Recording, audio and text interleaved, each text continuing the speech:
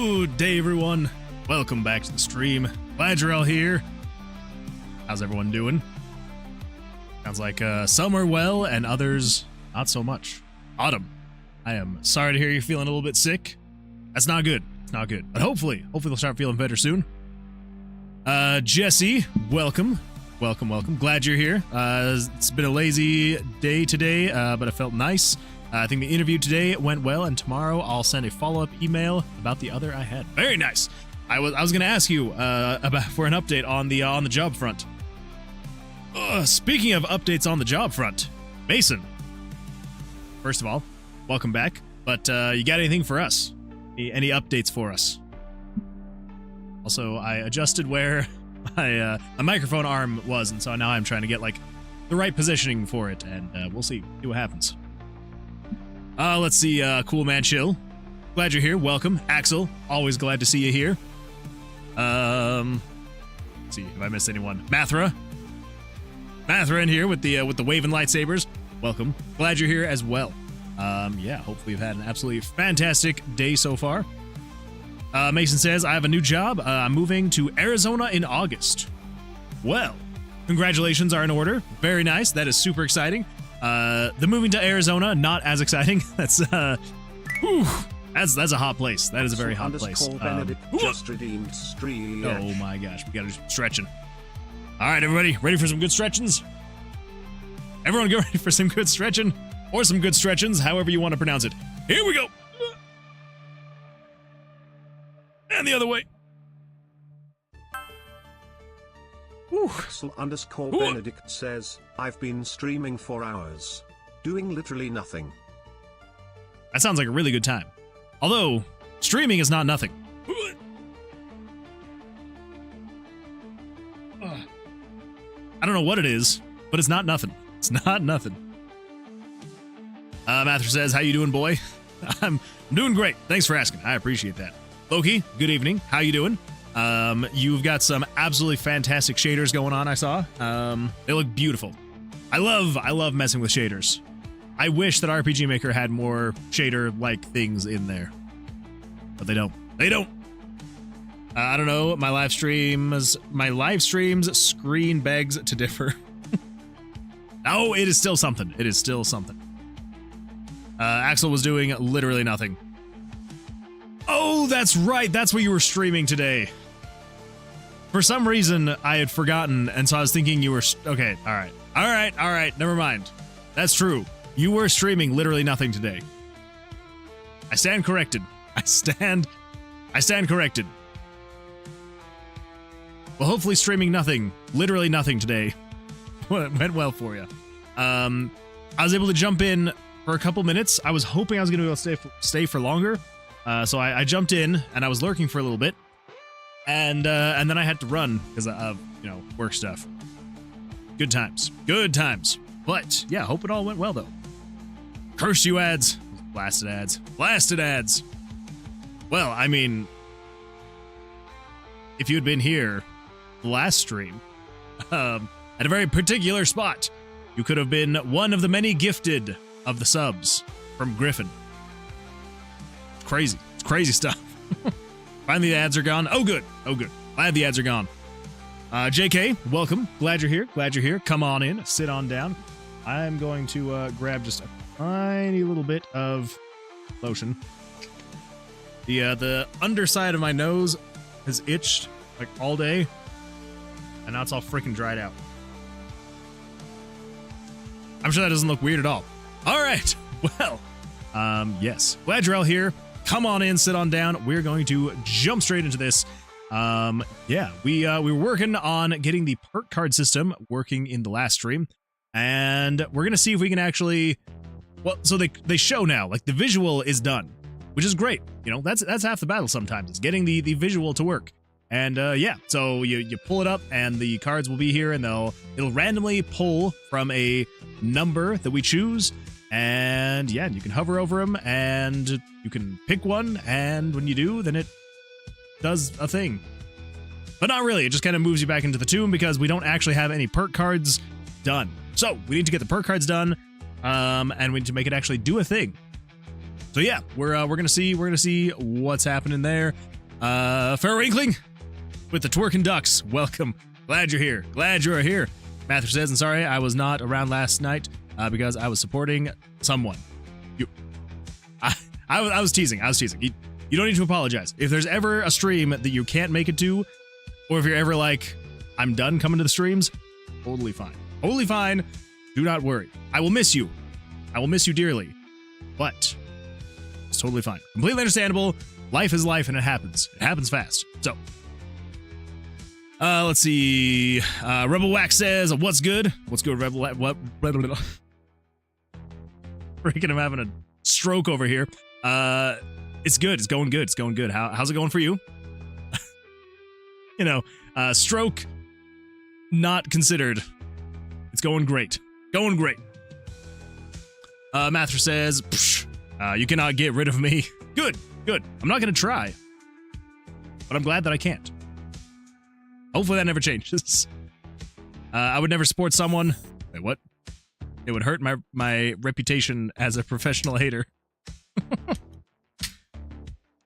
I knew there was something I liked about you, Fairwinkling. It was your professional haterism. Hateism? Haterism? Haterism. Your professional haterism. Fantastic stuff. Doing good. Accidentally wiped my Arch drive. No! Hopefully I had nothing on there that you can't restore. You can always reinstall Arch. But if there's other things on there that you had, that's just tragic. Absolutely tragic. It's the one and only Moon Man, and it is the one and only Jonas the Frog. Welcome, Jonas. Glad you're here. Glad you are here.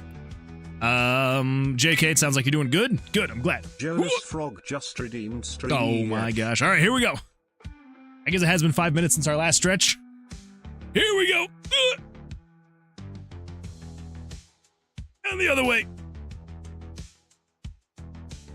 Oh, whew. And backwards. Oh, man. Whew. Thank you, Jonas. Who redeemed stretch before me? Axel did. Axel redeemed it before you. Yeah, it happens. It happens. Let's see. Rebel says there was not much installed, but it was a manual. Install. Not good. Not good. Well, hopefully you can get it all set back up and working again. Yeah, that sucks. I'm sorry. So, gotta be careful. Gotta be careful. At least it wasn't anything too crazy, though. At least. All right. So, no ghost sprites anymore. No ghost sprites anymore. I stole a Coke from work, so that's what we got tonight. Actually, it's one of the Star Wars Cokes. It's Palpatine. That's exciting. Actually, one of my coworkers, he grabbed one today, or yesterday? I think it was yesterday. And he's like, hey, you're on this can of Coke. And I'm like, what are you talking about? And he holds it up, and it's Palpatine. And I'm like, shut up. It is not me. I may be getting old, but I'm not that old. Star Wars Cokes? I know, right? It's crazy. Yeah, they're like all specially branded and everything. They got, I think they've got like 3 or 4 different characters on them. Hold up now. Wait, did that work at all? Hold up. Hold up. That's what I was worried about. So I was having some issues when I was trying to pull up the Monster Fighter game.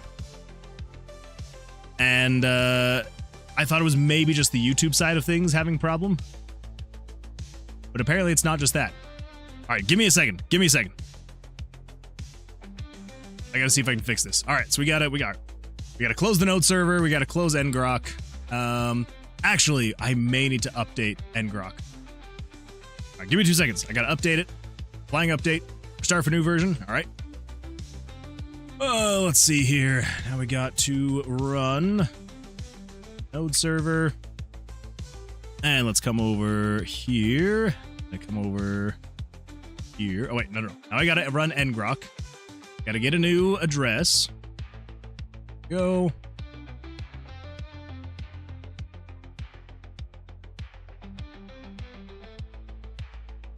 It's copy that. Hold up. 2 seconds. 2 seconds. So let's close that. And then we come over to here. Pull up my Twitch developer console. Paste the new URL in there. And then we come over to the Google APIs. That one in there. Save. Okay. Okay, so you're closed. Keep ngrok open. And now I need to open up the config file. Go C drive users me.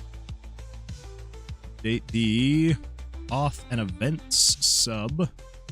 Throw in the new URL. Let's find and replace. Find what? Replace it with that. Replace all. Save that. Close. Okay. Now I should be able to do this. Restart the node server. Okay. It says that it's okay. All right. Now I come over to here. Here.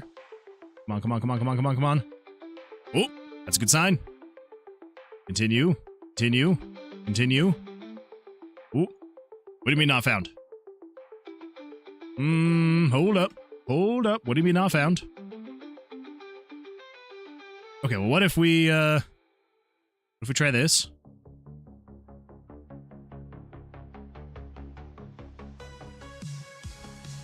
Okay, what if we try this? And we try this. There we go. Whew. Okay, all right, they're working again. For you. I don't know what was happening there. Not a clue. Not a clue. But I'm glad it's working again. Anyway, cool. Cool beans. All right, let's come back in here, and I'm actually going to, if we do manage rewards, not manage rewards, I want to do review requests. That's the one. Ooh, there's no requests. Autumn, are you just on top of it like that? If so, absolutely fantastic. Let's see. Rebel says at least what is that? Khaki OS worked. Hatchy OS. I don't think I've ever heard of that one. But now I'm stuck in on Nix OS, the distro of the worst package manager to exist. That's even better. That is even better. Not fun. I believe in you though. I believe in you. You'll get it. You'll get it.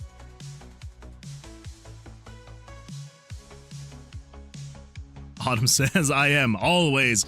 Autumn's always in the system somewhere overseeing things. Well, thank you, Autumn. I appreciate that. Did you restore the points or did you just approve them? Either way, it should be fine. Either way. No worries either way. All right, everybody. So, yes. I approved them. Okay, cool. Sweet, sweet, sweet. Good. Moonman lost his infinite points. Oh, so sad. Actually, I still have infinite points. I even have an infinity symbol on my points. Want to see? They quite literally are infinite. I don't know if you can see that down there. All right, can I zoom in at all? Zoom in at all? Ooh! Too much, too much. There we go. Look at that right there. Infinite mana. I have infinite mana. Pretty great. Twitch does some weird things the way that they handle, like, the streamer, the person streaming on the channel. You would think that they would just be like, oh, just don't have mana, but it's like, no, you just have infinite mana. And then to, like, make sure that I don't see ads on my own stream, they make me, like, a tier 3 subscriber to my own channel. Really weird. It's really weird how they do that. How they do that. Yeah. Anyway, all right. Getting back into it. So yeah, so like I was saying, we've got the perk cards working now. The visuals of them anyway. Now we need to actually make them functional in some way, shape, or form. And how are we going to do that? It's a great question. Great question indeed. Let's come over here to the database. I'm kind of wondering... We could either make them...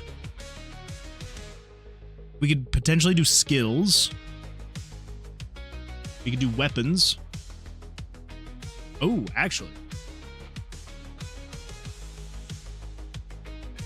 We could maybe do weapons. That might actually be a really great way to go about this. Wait, what? JK says, I've had a dream yesterday of a game that for the splash screen, the logos in the opening had a blank screen at first, and after a while a logo called Flashbang would appear with a stylized silhouette of a grenade. Blank is all white. Giant array incoming. I like it, JK. That is an interesting dream. That would also be super clever to like have it be titled Flashbang and then it's just white, and then after a while you can like start to see the silhouette. It's genius. I like it. Infinity -3.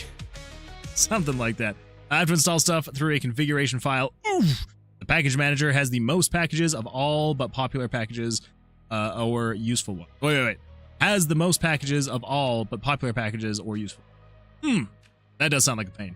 Absolutely horrible. Autumn says, all right, I'll be back in 5. Gonna go let the dog out. No worries. No worries at all. Who let the dog out? Oh, my daughter loves that song. I am so glad that she's like at an age where I can just like have her like listen to whatever, and she's just like, all right, you know, fun little 3.5-year-old. Music turns on and she's just like, I don't care what's on. It sounds catchy. Like, yeah, it is. It is very catchy. Okay. All right. Let's see here. Dakota over on YouTube says, using RPG Maker MZ, I've got to use RPG Maker 2003. That is an absolutely fantastic engine. I love 2003. The only issue that I have is I absolutely love doing things with JavaScript. I hate JavaScript, but I love doing custom things with JavaScript. So I kind of have to stick with MV and MZ, just because I absolutely need to do stuff like that with my games.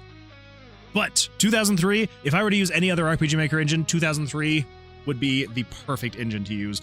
I love 2003. The battle system is just so good. Oh yeah, it was fantastic. Absolutely love it. Also, welcome. Glad you're here. Yeah.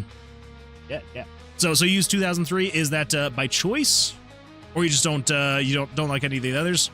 I've got to do it for computer issues. Wait. I've got to do it for computer issues primarily. Oh, gotcha. So it just like runs the best on your computer. 2003 does. I mean, either way, it doesn't really matter. Like 2003 is just absolutely fantastic. And graphic Gale. Yeah, I love it. Very nice. Yeah, 2003, fantastic engine. Absolutely beautiful stuff. All right. Let's see. Catching up on Twitch really quick. Quick, everyone, overload the stream to make Autumn come back to too much stuff. I just let my dogs out. My toes. Beautiful. I should do that too. Not the grippers. Flat pack doesn't even work. It's a pain in the ass. Oh yeah, and 20 hours till I become an old man. Jesse. Jonas. As I read that, I look over and saw Jesse's name. Jonas, what do you mean you're becoming an old man? How old are you going to be in 20 hours? I am now Jesse. Jonas is now Jesse. Let it be known, it is now Jesse the Frog instead of Jonas the Frog. I'm back. Autumn, you've missed so much. Jonas now identifies as Jesse because I accidentally called him Jesse. I'll be 20. In 20 hours, I'll be 20. Woo. Man, you're gonna be so old. So very old in your 20s and everything. Just wait till you hit 30. That's a good time. That's a good time to be alive. Is that you, Grandpa? I didn't know people got that old. I know, it's crazy. Absolutely nuts. People don't actually get that old. They just say they get that old.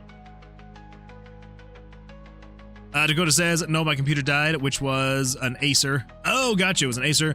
And I'm down to my E machine, and the Acer was a Windows 10, 20 gigs of RAM, and a 1060 or 1080. Very nice. Well, that sucks. Well, very nice that it was a very nice computer. That sucks, though, that it is dead now. Not fun. I hate it. I hate it when computers die. It is like the worst feeling in the world. Are you planning on replacing it, or the E machine? Is that what you're gonna have for a while? Jonas says, I'm Jesse, and I have come to grab paste. Well, Jonas, if you are Jesse over on YouTube, you've got a lot of responsibility now. Jesse is not only the paste, he is the paste that holds the whole community together on YouTube. Yeah. Anyway, all right. 30's like prehistoric.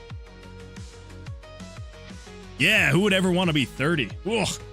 Ugh. So old. So old.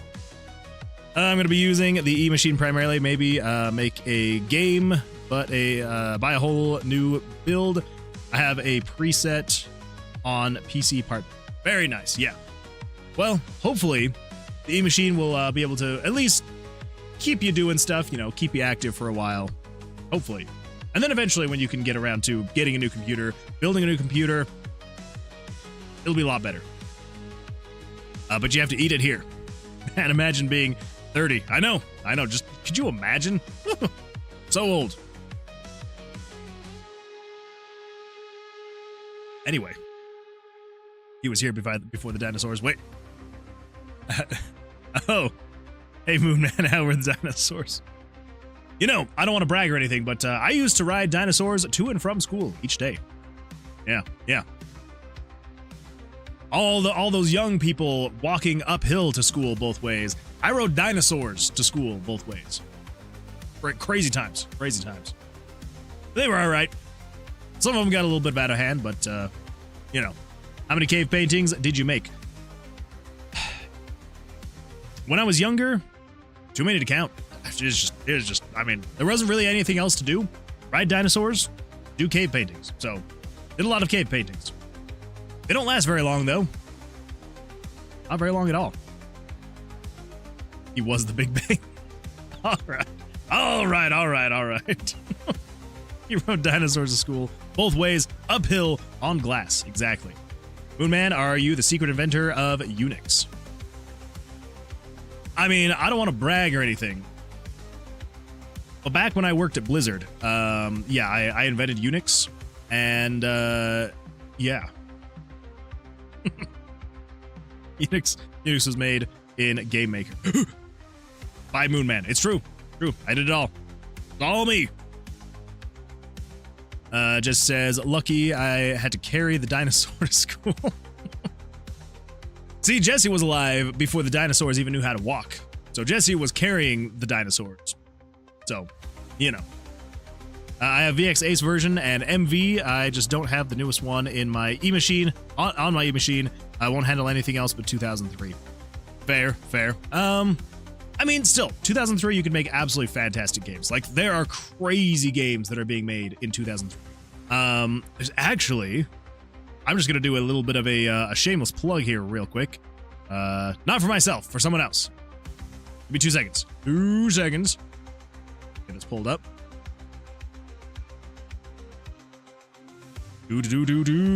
Bear with me.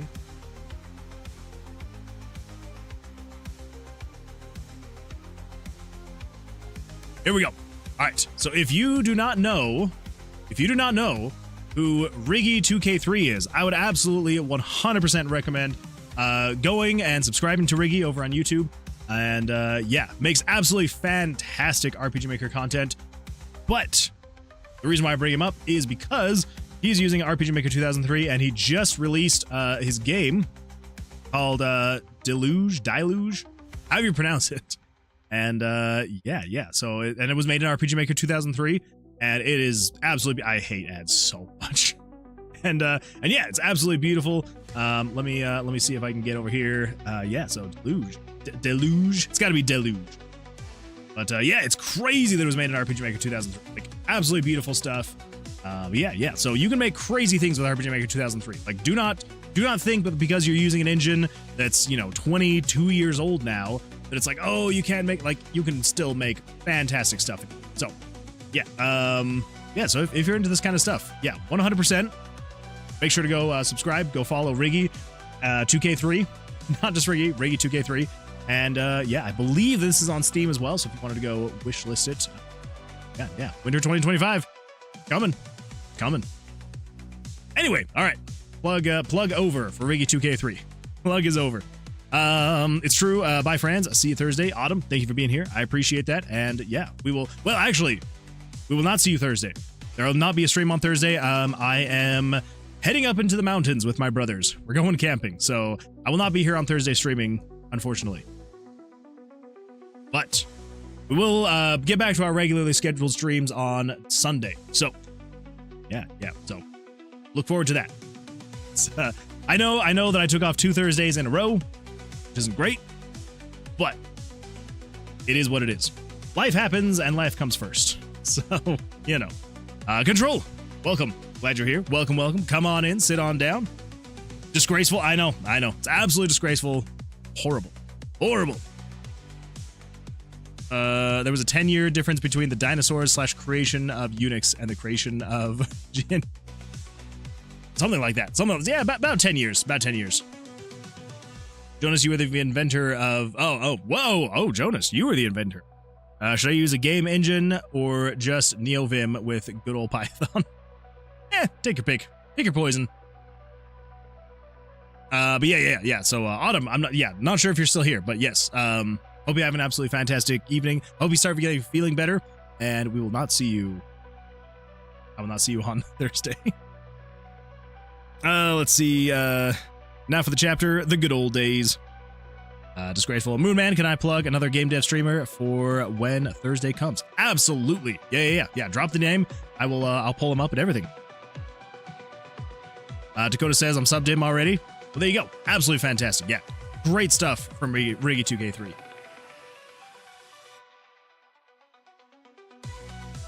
He's popped into a couple streams actually. So that's been fun. It's been a good time. Check out Hypnotic Games. He's a good streamer. Oh, did we raid Hypnotic Games once? I feel like we did. Now I might just be going crazy. Maybe. Channel Hypnotic Games. I'm like 91% sure. Maybe not. I don't think we did. But it looks like it's streaming right now. So let me pull up stream really quick. Yeah, right here. Yeah, so definitely go over, make sure to give Hypnotic, let's Hypnotic _ games. I was trying to think of how to best describe that, but yeah. Anyway, absolutely fantastic stuff. He is Mustache Man. Okay. You could even use your new shoutout skills. That's right. Oh my gosh, ads. I could use the new shoutout skills. All right, here we go. We're gonna do that. We're gonna do a little bit of dish. We're gonna do a little bit of I suppose / shoutout. Crap. And then was it at Hypnotic Games? Crap. / shoutout. Hypnotic Games. I think. There we go. I remembered how. Let's see. Control says, I just noticed you're a fellow Edge user.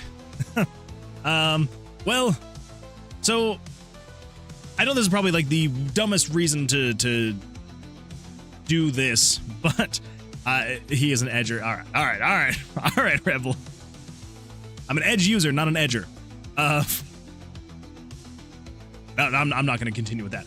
No, so I've got Brave for my personal stuff. I've got Chrome for work stuff, and I know that you can have different profiles and you can be signed into different things, but I don't know why.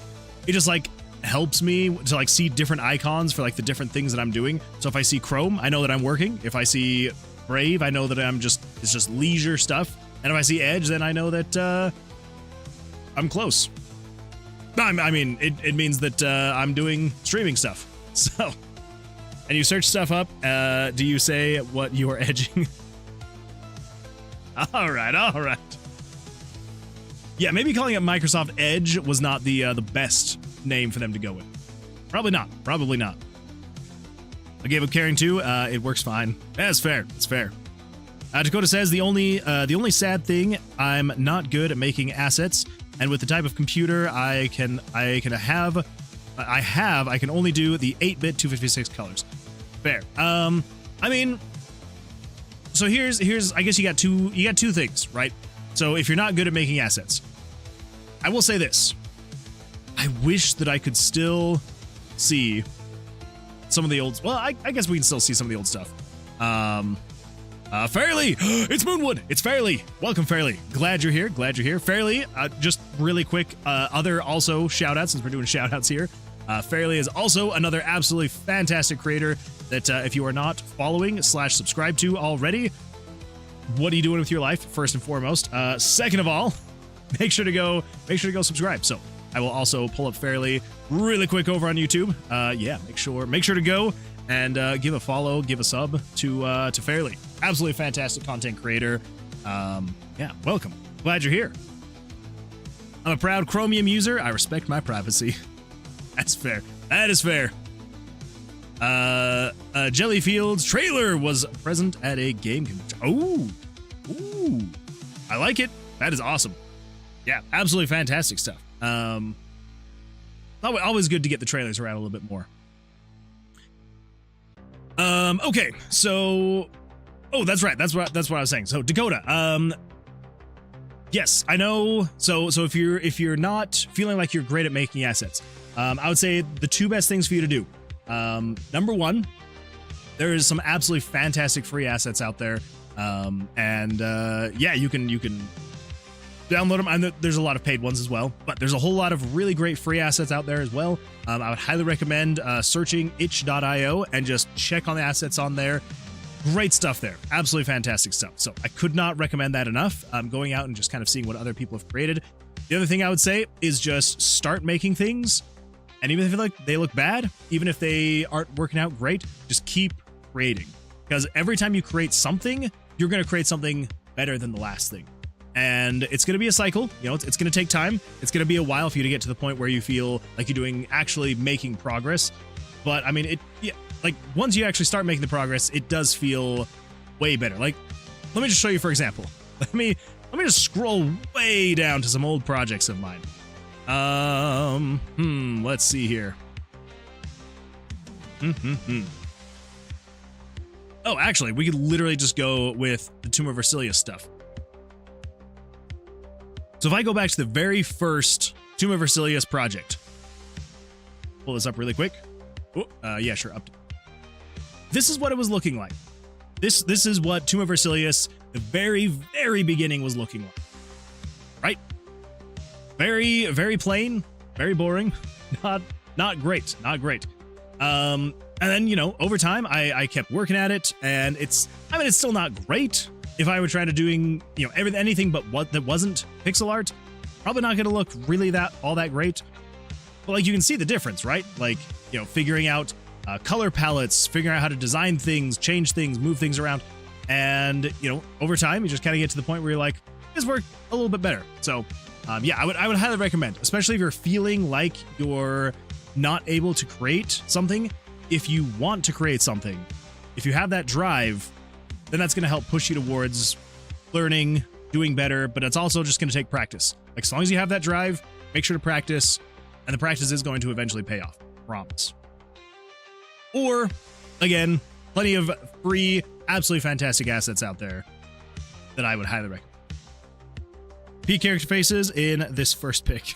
You should bring it back. I should bring it back. I should bring it back. Just, you know what? Screw everything else that we've worked on. We're going back to the old stuff. The old ways. Nope, we're not going back. I don't know. There are definitely things that I liked more about this version. That is for sure. No, the player face icon. Oh, this one. Bring back this icon versus. Oh my gosh. Thank you, Jonas Frog, for maintaining the Moonwood Alliance for 2 months. Thank you, Jonas. I appreciate that. Thank you for the resub. That is absolutely fantastic. Thank you. Thank you. No more ads. Exactly. No more ads. You got this. I love it. Yeah, Jonas. Fantastic stuff. Thank you. Let's see, what do we got here? Fairly says, and the demo will be playable at a few conventions in the future. Ooh, that would be even more fun. Well, Fairly, I'm super excited for the game. Let's see, Rebel Wax says, I just finally finished the alpha of my mud-style Pokemon Battle Simulator. Ooh. Is that anywhere to see? Or you could share? Because I would love to see it. Not the ads. Ads are over. Let's see here. Let's see. Epic AI Movie says, hello, what's up? Hello. Just game dev, just hanging out, chatting, doing some game dev stuff where we can. And, yeah. What's up with you? How's your day going? Not the whole thing. Oh, okay. Yeah. Just the face icon replacing this one. I very well may do something like that. Because, yeah, again, not super great at drawing characters, monsters, things like that. Not really that great at it. So I may do something more like this, where it's just like a straight face looking thing at the camera versus more like a full body. Probably going to do something like that. But, yeah, I still am very happy with how the town and some of the insides of the towns. I've been trying to work off stream on making the other stores, and it hasn't worked great. So, yeah, I'm gonna have to keep working at that, and we'll see what actually turns out. Control says, actually looks like it fits with the rest of the assets. True. Yeah, the very flat colors. Yeah, 100% does look a lot better. Let's see. I'm just gonna call you Epic, if that's all right. Epic AI Movies. Cool, bro. The game looks very good. I like Pixar. Thank you. I appreciate that. Yeah, it's coming along. We're making progress slowly but surely. Yeah, we're actually working on a perk system right now for the game, where every time you enter the tomb, the dungeon, you'll be able to pick one of 3 random perks, and yeah, it'll do things like boosting stats, but also degrading some other stat. Or some kind of like elemental attack, and then, so it'll boost, and so it'll have some kind of buff and debuff. So you have to kind of like figure out the trade-off of what you would want versus what you don't care too much. And yeah, so right now we're just kind of making it so they actually work. Right now they're showing on the screen, which is great, and you can select one, which is great, but it doesn't actually do anything. So we're trying to get that actually working.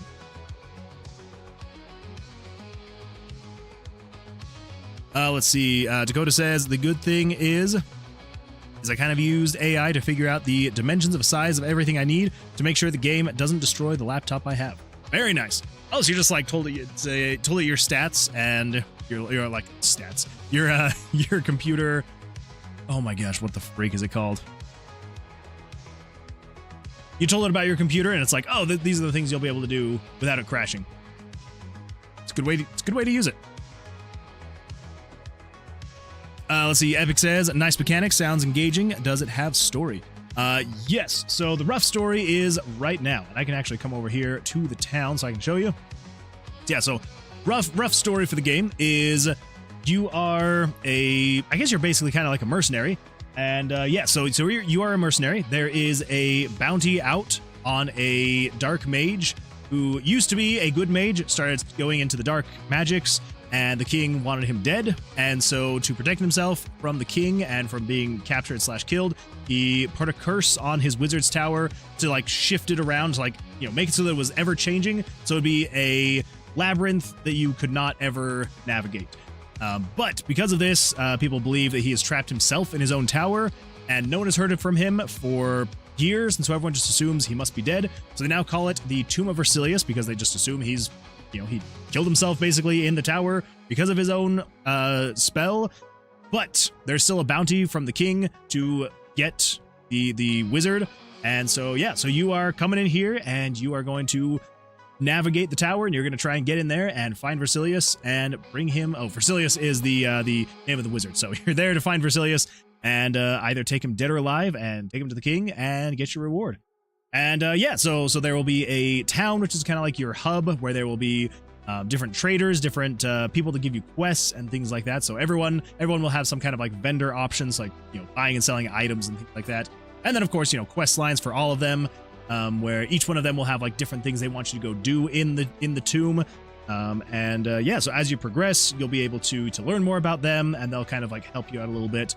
And yes, there will be an inn, a mage's guild, where you can buy and sell magical D20s, which you then use to upgrade your spell book to be able to do more damage with your cards.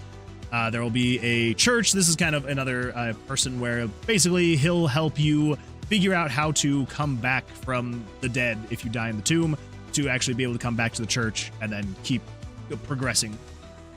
And then a tavern, you know, this one, they probably won't have a whole lot of vendor options, but this will be a place where you can just kind of like get quests and also like play tavern games with people, just like little mini games. And yeah, and then you just head into the tomb. We'll pick our perk again. And yes, yeah, so the general idea with the game itself with combat. So basically, it's a randomly generated dungeon every single time. And yes, you'll be navigating. There'll be traps you'll be disarming or getting hit with.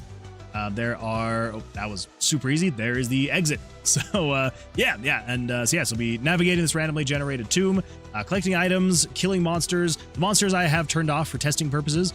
But so the monsters, the way you will fight them is with Blackjack rules. So whenever you get into combat, you basically play Blackjack against the monsters. And yeah, you'll go back and forth. And so long as you don't bust, and if you draw more than the monsters, then you get to fight and you get to attack them. If you bust, or if they draw higher than you, then they get to attack you. Yeah. I think that about covers it. Anyway, so glad you're here, though. And I'm in sounds very nice. Well, thank you. I appreciate that, Epic. Building size, how big are the towns going to be? Interior size, as well as that. Oh, okay, all right. Yeah, that's a great way to go about it, Dakota. I love it. I love it. Well, hopefully it won't be too long that you're on your e-machine. Hopefully you can get to the point where you're back on a different computer so you don't feel so restricted. But yeah, absolutely fantastic stuff. Sounds very, very cool. Game of the year material. That's the hope, right? That's the hope and the goal. We'll see what happens. We'll see what happens once it's all done. But yeah, I appreciate that, Epic. Thank you. Thank you for being here. Thank you for the kind words. I appreciate that. Rebel says it's on GitHub. I like the straight face thingy more. Fair. Well, then, we may have to go back. We may have to go back to the straight faces then. But yeah, very nice. So are you Rebel Wax over on GitHub as well? Or do you have another name? If you'd rather not share, though, that's totally fine. Like, I don't want you to feel like you have to share your GitHub or you have to share your project. Yeah, don't feel like you have to. Riley says, it's really awesome to game dev alongside watching the stream. Well, hopefully the best thing about it will be that you'll see how slowly I'm going and you'll be like, oh, I'm cruising compared to Moon Man. I do not know if the mud Pokemon style game I made works on Windows. Fair.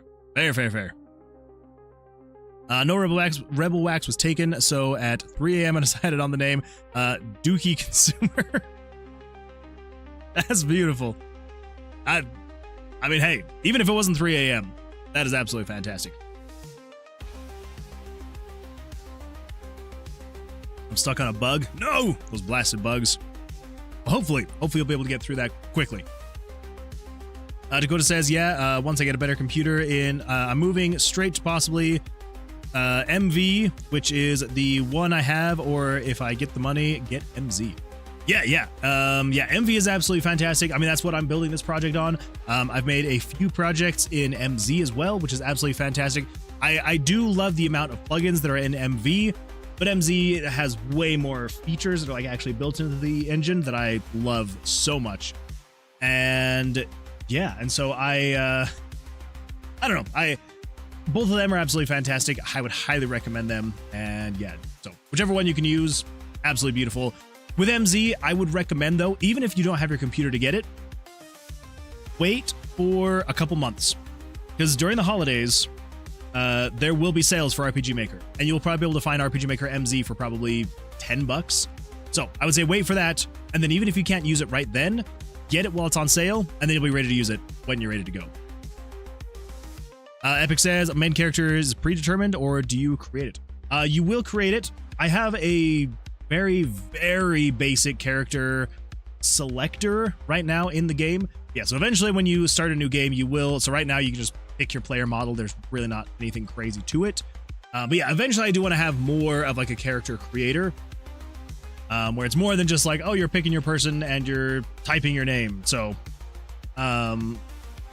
yeah. So I do want to have more than that. I'm not sure how in-depth we're going to go. It's probably not going to be like an actual character creator where you're like, you know, changing your hair color and things like that.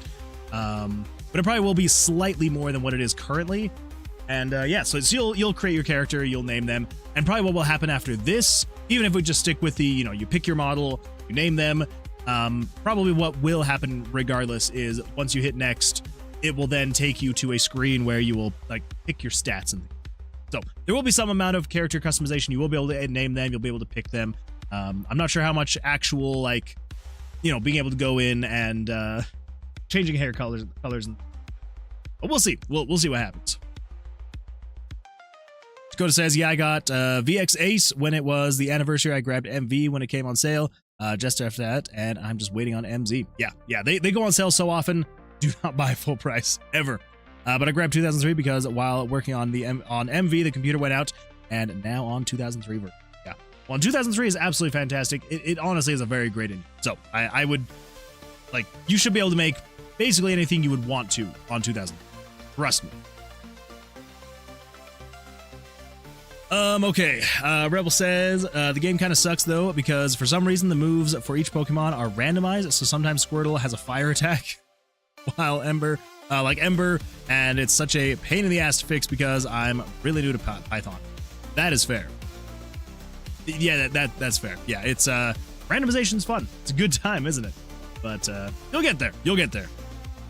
Pretty sure RPG Maker is $15 Canadian on Steam right now. Ooh. It is possible. It does go on sale a lot, even when it's not during like a holiday season. RPG Maker MZ, let's see, MZ is $41.83 USD right now, but MV is $11.99. If you wanted to try MV, $11.99 right now. Or, then obviously there's still the, being able to just wait until it's on sale for a little bit more, a little bit cheaper. Yeah. Okay. All right. Here we go. Let's see here. Ooh. Just add this real quick. Sorry. Okay. All right. Here we go. So with the perks, here we go. Bug fixed. Hey, there you go, Fairly. See, look at that. You are making progress while I'm sitting here just chatting away. Let's see. Cool Bro looks good. I got MV and it's great. Yeah, I love MV. It is absolutely fantastic. Yeah, thank you, Epic. I appreciate that. So thank you. Okay, so what if we do something? We'll just call this perk card 1. Now as far as testing goes, let's see what we can do here. So with the cards themselves. So how many things are we wanting to do with this thing? Pull up a notepad. What's up here? Go. Okay, so stats we want to be able to affect both negatively and positively. We want your stats, which we have 4 different stats. So if we come over here, we've got Vitality, Dexterity, Wisdom, and Luck. We've got Vitality, Dexterity, Wisdom, and Luck. Those are 4. Others we want to affect. So we also want to do things like affecting the elemental powers. So we would have Pyro, Geo, Hydro, and Necro. Yep. Yeah, we've also got direct lines to HP. That is an absolutely fantastic point, JK. I appreciate that. Intelligence, Geo, Pyro, HP.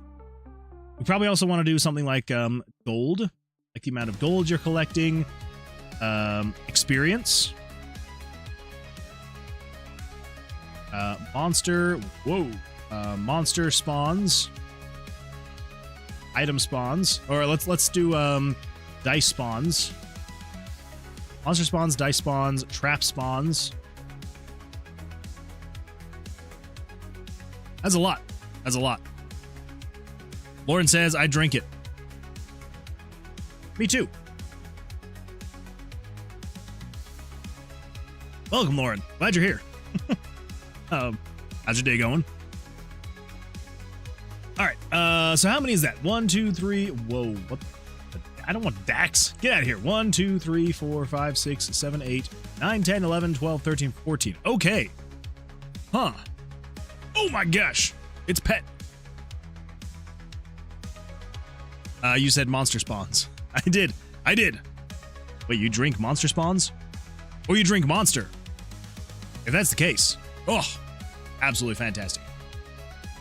And if that is what you're meaning, what monster? What monster? I feel like if you drink monster, you've got the monster. So what is the monster? Which one? For me, obviously, it's the white monster. It's the best. But if I had to not pick white monster, I would probably say the peach. The peach is super good. I do love the peach. Yeah. Dakota says, what I could do is just use the base assets that the engine has, but create my own characters and then just maybe do probably after I make another game on a new engine or something. That's true. Yeah, I would say if you are creating your first games, right? Don't worry about removing assets, especially with RPG Maker where it already comes with great assets. Don't worry about taking them out, right? If you're learning the engine, you don't want to throw it more on your plate. So leave the assets in there. Just make your game, learn the ins and outs, and then eventually you can replace the characters, the music, the tile sets, things like that. But for now, yeah, just learning the engine, learning what you want to make, learning how to make it would be the best way to go about it. And then eventually worrying about that kind of stuff. Rebel says, I've never had a monster. Is it any good? Rebel, I can't tell if you're lying or not. If you're not, though, and you actually haven't had a monster, I would highly recommend it. It's really good stuff. I like it more than Rockstar, Red Bull. I probably don't like it more than Celsius. I think I like Celsius more than Monster. Monster is just so good. Aussie Lemonade. Yeah, the white Monster is probably the best all-around one. It's not so strong as to get tiresome. Exactly. Yeah. Yeah, the white Monster. Let's see. Ultra Fantasy Ruby Red is pretty good too, though. Yeah, Ruby Red, really good. If you drink Monster, you have the Monster. That explains something for me. I've never had Monster before. I've never had an energy drink before. What? Probably best to stay away from them. They're not healthy at all, but they're so good. Specifically, Ultra Peachy Keen. Yes, Peachy Keen. Peachy Keen, absolutely fantastic. I have an unhealthy obsession with sugar-free monsters. I try and go for the sugar-free, so yeah, I usually go Peachy Keen, the white Monster. What's the, which one is it? It's the purple one. I think that's like a low-calorie one, like a low-sugar, low-calorie one. In a nutshell, it's a bunch of caffeine, usually B vitamins, often taurine. Yeah. I get sick of Peachy Keen too quickly. See, I guess for me, it works out pretty well because I only drink them not very often. Usually the price is enough for me to be like, eh. So, people say to not drink energy drinks, then down 6 coffees every day. True. Like I can have one once a week or so. That's not too bad. Mason says coffee is significantly less problematic though. Crazy amounts of chemicals in energy drinks. That is very fair. Yeah. The amount of energy, the amount of chemicals in energy drinks is pretty nuts. But I will say, I usually drink energy drinks in the spring and summer times, and then usually fall and winter I will drink coffee. I don't know what it is, but you get in your cold car, you drive to work in your cold car, it's barely warming up by the time you're getting to work. You get out into the cold and it's just freezing. You get inside the building and you go into the break room and you turn on the coffee pot and you make yourself just this nice, warm, steaming cup of coffee, pour in a little bit of cream and sugar. Oh, that is my favorite part of winter, is having coffee and stuff like that. Someone needs to make a hot energy drink. They did. It's called coffee. It's great. Coffee has a lot of chemicals too. Especially if you get flavored and stuff like that. I mean, I guess if you're control and you can do just straight black coffee, it's probably a little bit healthier. Wait a minute, Jesse, what? Gonna bounce for the night. Really not feeling too social, but thanks for streaming and I hope everyone has a good night. Jesse, thank you for being here. I appreciate it. I hope you have an absolutely fantastic rest of your evening, and we will see you on the stream on Sunday. I hope. Fingers crossed. Yeah, good luck, and hopefully you got some good news for us on Sunday. 2D, not that grindy, 5-hour adventure. Wait. I want to make something super classic like a DQ1 X Elden Ring, 2D, not too grindy, 5-hour adventure. That would be a lot of fun, yeah. And I would say probably RPG Maker is going to be like one of the better ways to do it, just because it's so simple to just jump in and start creating something. Yeah, no, that would be absolutely fantastic. I would love to see a game like that. That would be super cool. Epic, there's a game that is inspired by Dark Souls, made in RPG Maker VX, but be warned, the theme is 18+. Oh, watch out for that. See, Jesse, sounds cool. I just checked. It's called Black Souls. Hope it helps. Yeah, absolutely fantastic. Let's see. Ghost is usually a little too intense for me, but I really liked the grape flavor. Yeah. Ghost I can only do every now and then because it is very flavorful. But with Ghost, doing the Swedish fish Ghost, it literally tastes like you're just drinking liquid Swedish fish. So good. Eduardo, welcome. Hello there, Moisturize Garden Games. Greetings from Brazil. How you doing on this fine day? I can't speak for everybody else, but I myself am doing absolutely fantastic. Eduardo, how you doing? Are you talking to the real Jesse or Jonas? Ooh, that's a great question, Rebel. Both. Except for the goodbye part. The goodbye part is going to Jesse the Fish. Everything else, though, could still be applied to new Jesse. Lauren says, intense flavor-wise, I'm hopelessly addicted, so it takes an effort to hit with me with too much caffeine. Fair. What's the strongest dice for now? The strongest dice? Ooh, that's a good question. Let's take a look. Let us take a look what the meta currently is. The meta is currently the D6. The D6 has a +5 to it. Every time you roll a D6, you are getting a +5 added to that D6. Works well enough. Oh! All right. YouTube may have had a weird glitch. Maybe it stopped sending a signal for like 3 seconds, then it came back. Very weird. I hope everyone's still over there on YouTube. I hope. I love the Sour Patch Kids ones. The Sour Patch Kids ones are really good too. Tell me today's plan. Today's plan is we're going to continue working on the perk system. So I can't remember if you were here for the last stream on Sunday, but we got the perk system working. That is the main menu. We do not want to go to the main menu. We want to go over here. There we go. Yes, the perk system. What the? Oh, that's right. We want to go here. Here's where the perk system's at. Yes, the perk system. We got it working visually in Engine on Sunday. And now we need to get to actually doing something. So it'll pick from a random set amount of cards. So depending on how many perk cards we have, we can just have it randomly picked from that. And yeah, then you'll be able to click on them and select one, and then it moves you to the dungeon. Currently, it doesn't actually apply any of those perks and drawbacks, I guess you could say. So we're working on getting all of that implemented. The thing is I want to be able to use, because I can't affect variables directly, right? So with RPG Maker, the way that it handles the variables, if I come in here and I open up Variable Manager, we've got things like, if we check down here, we've got the, where is it? Where the crap is it? There we go, player HP, right? So the player HP is what you currently have. And then you've got player HP max, and that is the max amount of HP player can have. Absolutely fantastic stuff. But I can't come in here and directly affect the player's HP max with different, perks, buffs and debuffs and things like that.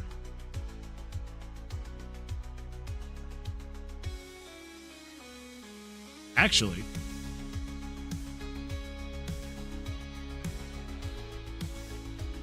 no. That wouldn't work. What would work? I just don't think it would work well. Because here's the thing. So this is what I was thinking, right?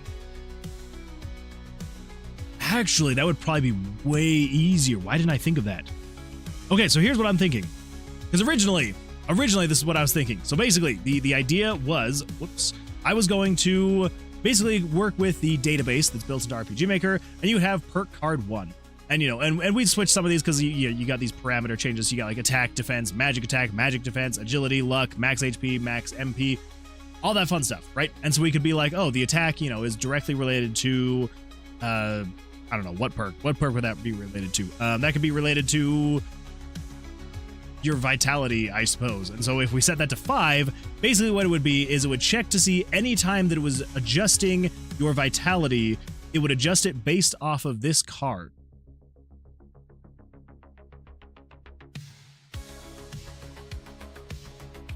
But I actually think the easier way to go about doing this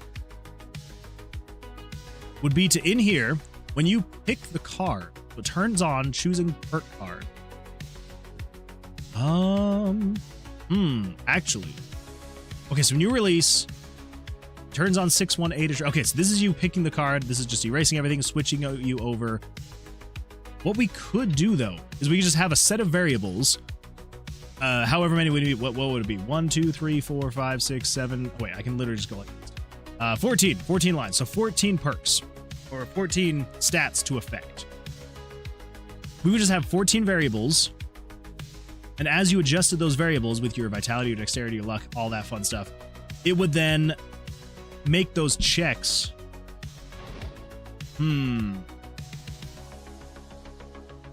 Or something else we could do is we could save the player's original stats. Oh man, what's going to be the best way to go about this? So we could either have the player's original stats be saved in different variables so that when you eventually, because here's the thing, the perk cards are not permanent. They are just for your run. So if you leave the tomb, if you get killed in the tomb, if you're ever outside the tomb, any perk card that you had is gone, right? Because they're a temporary run item. And so we don't want to permanently affect your stats based on the perk card. We just want it to be temporary. And so the reason why I was thinking, oh, well, we'll just have it, these variables, these values somewhere else, is because I was like, I don't want it to be directly affecting player's max HP, player's vitality, the player's pyro attack. Because if you change those variables, when you're leaving the tomb, whether you die or you're leaving, whatever it is, we would then have to go in and check on every single perk card the player has and has picked, and then be like, oh, adjust these stats accordingly based on these percentages, on these hard values. But if instead of doing that, if we instead saved all the players' stats, so the elemental attacks, the different character, the stats, their HP, all that fun stuff. If we just save those in other variables as the originals, and then we directly affected everything else that's being used currently, we wouldn't have to make any other changes. And then just when you get to the end of the tomb, whether you die or leave, we would then just copy all of the variables that we had backed up, and we would move them back onto your current. Like a freaking spider crawling down from my ceiling. Get out of here. You're not welcome here. Freaking spiders. All right, anyway, so okay, yeah. So then we would just be able to say, hey, these are the old variables, put them back to the player. We could do that. Because this may not even be all of the different things that we want to affect. The trap spawns, we may not even affect that at all. Dice spawns, I feel like could be nice. Monster spawns, experience, gold, HP, your different spells, and your different stats. I think that feels good, but that would be 14 different stats we would have to affect. And if we're going to do that, we've only got 8 right here built into the items. Okay, think. Yeah. Okay. Same thing with the armor. Items have even less. Skills, that wouldn't work. Okay, yeah, I think probably what's going to be the best is probably just taking whatever your current stats are when you enter the tomb, save those into a variable, and then we keep it in those variables until you leave the tomb, and then it restores all those variables back into place. And the reason why I'm thinking about doing it this way is because we would have to go into the tomb, and we would have to adjust in so many different places all the different, you know, when it's trying to pull to do damage, we would have to adjust a lot of different things. So if we just say, keep everything where it's at, set up 14, 15 new variables, it's not even going to be 14 or 15 new variables.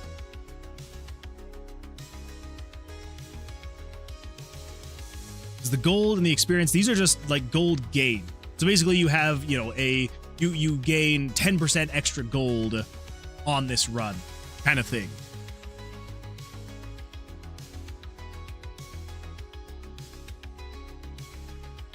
Okay, yeah. So I think it would literally just be these four, HP that would also be affected, so 9. And then gold, XP, monster spawns, dice spawns, trap spawns, none of those would be affected. Yeah, I think it's just these 9 we would have to save in variables. That's actually not that bad. That is not that bad. Okay, cool. Well then, what that means is we need to come over here, and when we first start this thing, we're gonna say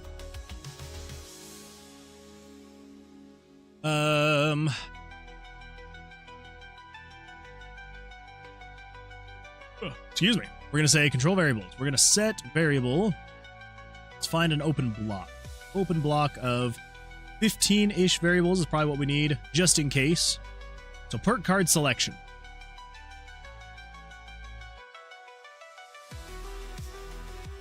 One, two, three. Okay, so the perk card selections. Ooh, but I also need to keep track of what cards you have picked. Ugh, crap. Crap.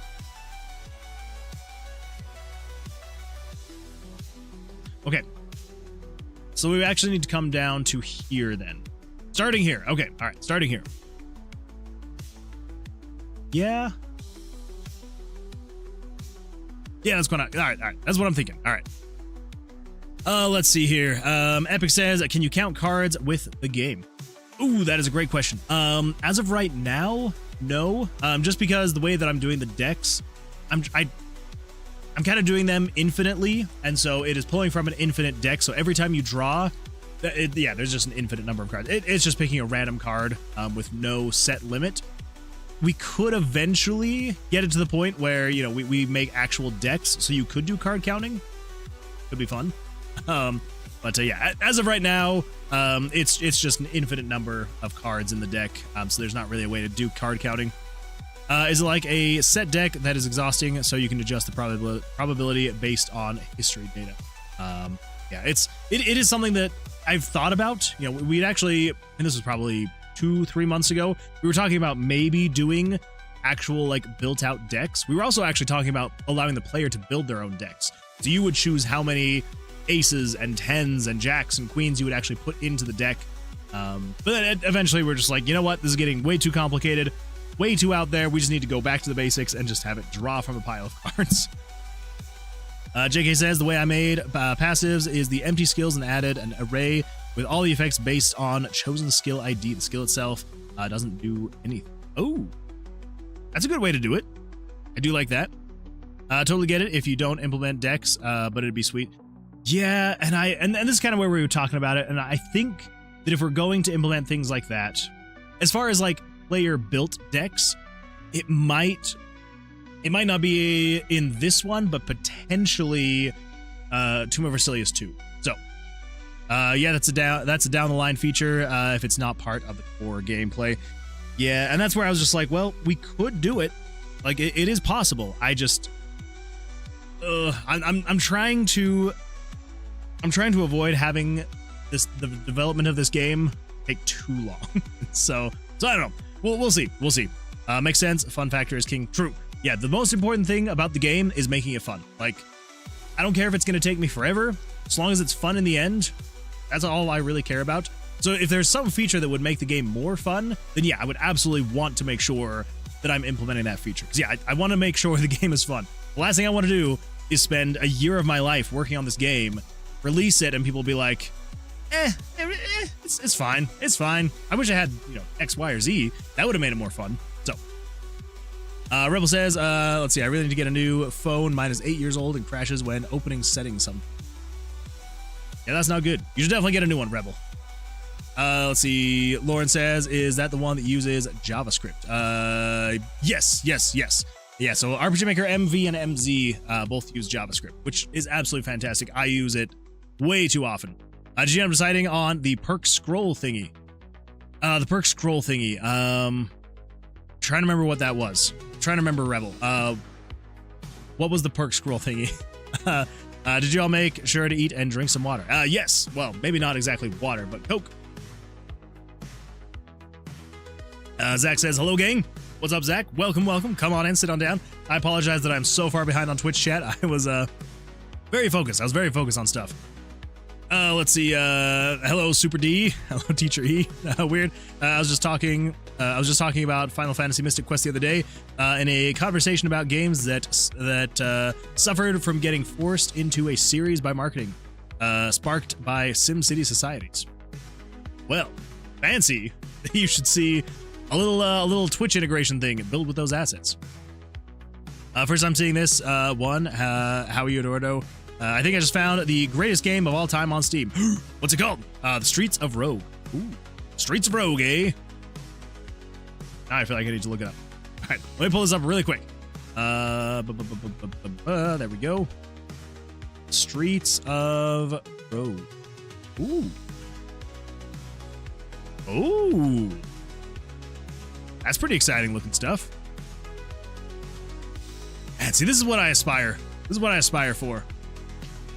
16,000 overwhelmingly positive ratings. Oh, I would be so happy if at some point in my life I could have a game.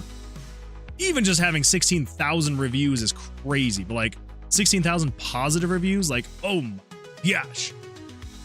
That is the ultimate dream of every game dev is being able to just have people love your game. Love it so much to the point where they would go and review it. Like, beautiful. Notice earlier you had the same card appear twice in the pick from 3 window.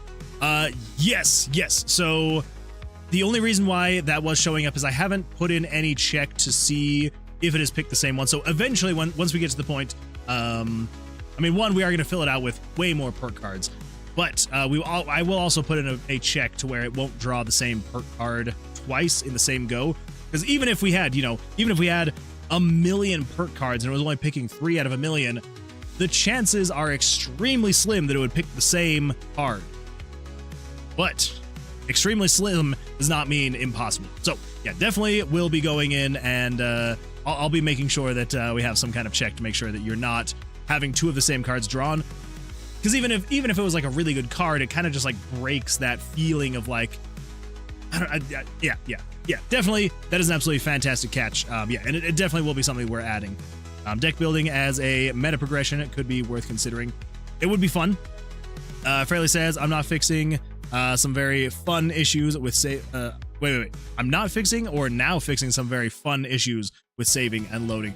Saving and loading, that is one of those things that like I never really thought about as being something that would be challenging. Absolute nightmare. Terrible stuff. Epic says, I bought that game. Haven't played it though. Bro, that's the dream. I feel like that goes for a lot of different games on my Steam library. I bought it. Haven't played it though. Maybe one day. But yeah, absolutely 100% is the dream. To be able to make a game and have people play and love it. It's the goal. Goal and the dream. If you have 16K reviews, you could just sit and put out updates and chill like Miro is doing on Fear and Hunger. True. Yeah, if I had a game that was popular enough to get even thousands of reviews, but especially tens of thousands, like 100%, I would just be pushing out updates to that game for probably the next 5 years. I'd just be like, you know what? This is going to become my new life. I will literally just be pushing out updates for this game, making it more fun, balancing things, just making it better. Yeah, 100% would do that. Random generation sounds amazing. I'm going to look into that. It is a lot of fun. It's challenging, but it is a lot of fun to have random generation. The impertinence of communicationizing. I got through it. Loren. I got through it. Or Lauren. Lauren. I am not fixing it, but I'm trying. Oh, that's what you meant by you're not fixing it. I get it now, Fairly. I get it now. Basically, I need to update arrays for when I update the game later and add new content. Basically, need to check if a save file doesn't have the correct array length and add to it. Yeah, trying to get that figured out. Very, very just ridiculous. I actually ran into that same issue on my Game Jam game, Plunge into the Dungeon. If you'd like to play a game that I've actually finished, Plunge into the Dungeon is one of those games.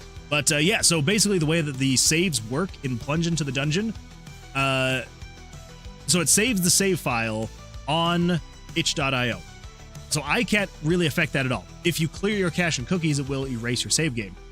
But the issue was, every time you run the game, it'll first check and see, is there a saved game?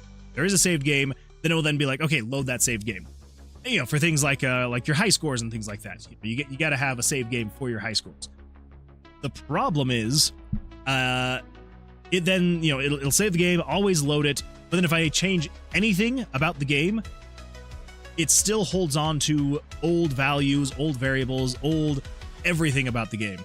And yeah, so I need to actually need to fix that, because this high score screen is actually out of date. Even though this is a fresh play of the game, this is still pulling up the wrong save data because I have a save file that's synced with itch.io. Super fun stuff. So great. So great. You gotta love having to deal with all the save files and things like that.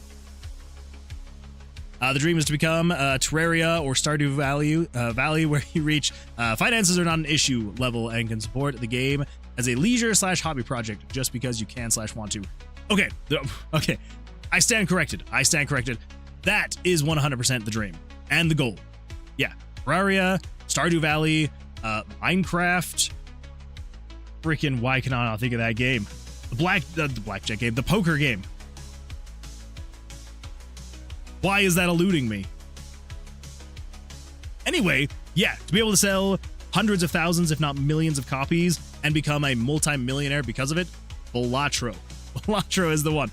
Yeah, just being able to sell selling hundreds of thousands of copies and being able to make millions of dollars. And yeah, you could literally just be like, cool, I'll do this as my passion now. Okay, that is the absolute goal. That is 100% the absolute goal. I do know that is extremely rare. And is that going to happen for me? No. And I already know that. I've come to terms with that. If I can sell 100 copies, I will be over the moon floored. You like what I did there? Over the moon. Anyway, yeah. So that's why it's a dream. Exactly. Yeah, it's a dream. We can all hope. We can all hope. There was a sitcom episode. With the title whose plot revolved around a company memo that said employees must now use offensive language in the workplace and refuse to admit it was an error. I like it. I have to check if the folder exists, then the file, then the key, then compares the array length to the one in the current build, then go from there. It's just very hard to do because it's not visual at all. That is even more difficult. Yeah, having it not be visual at all, terrible stuff.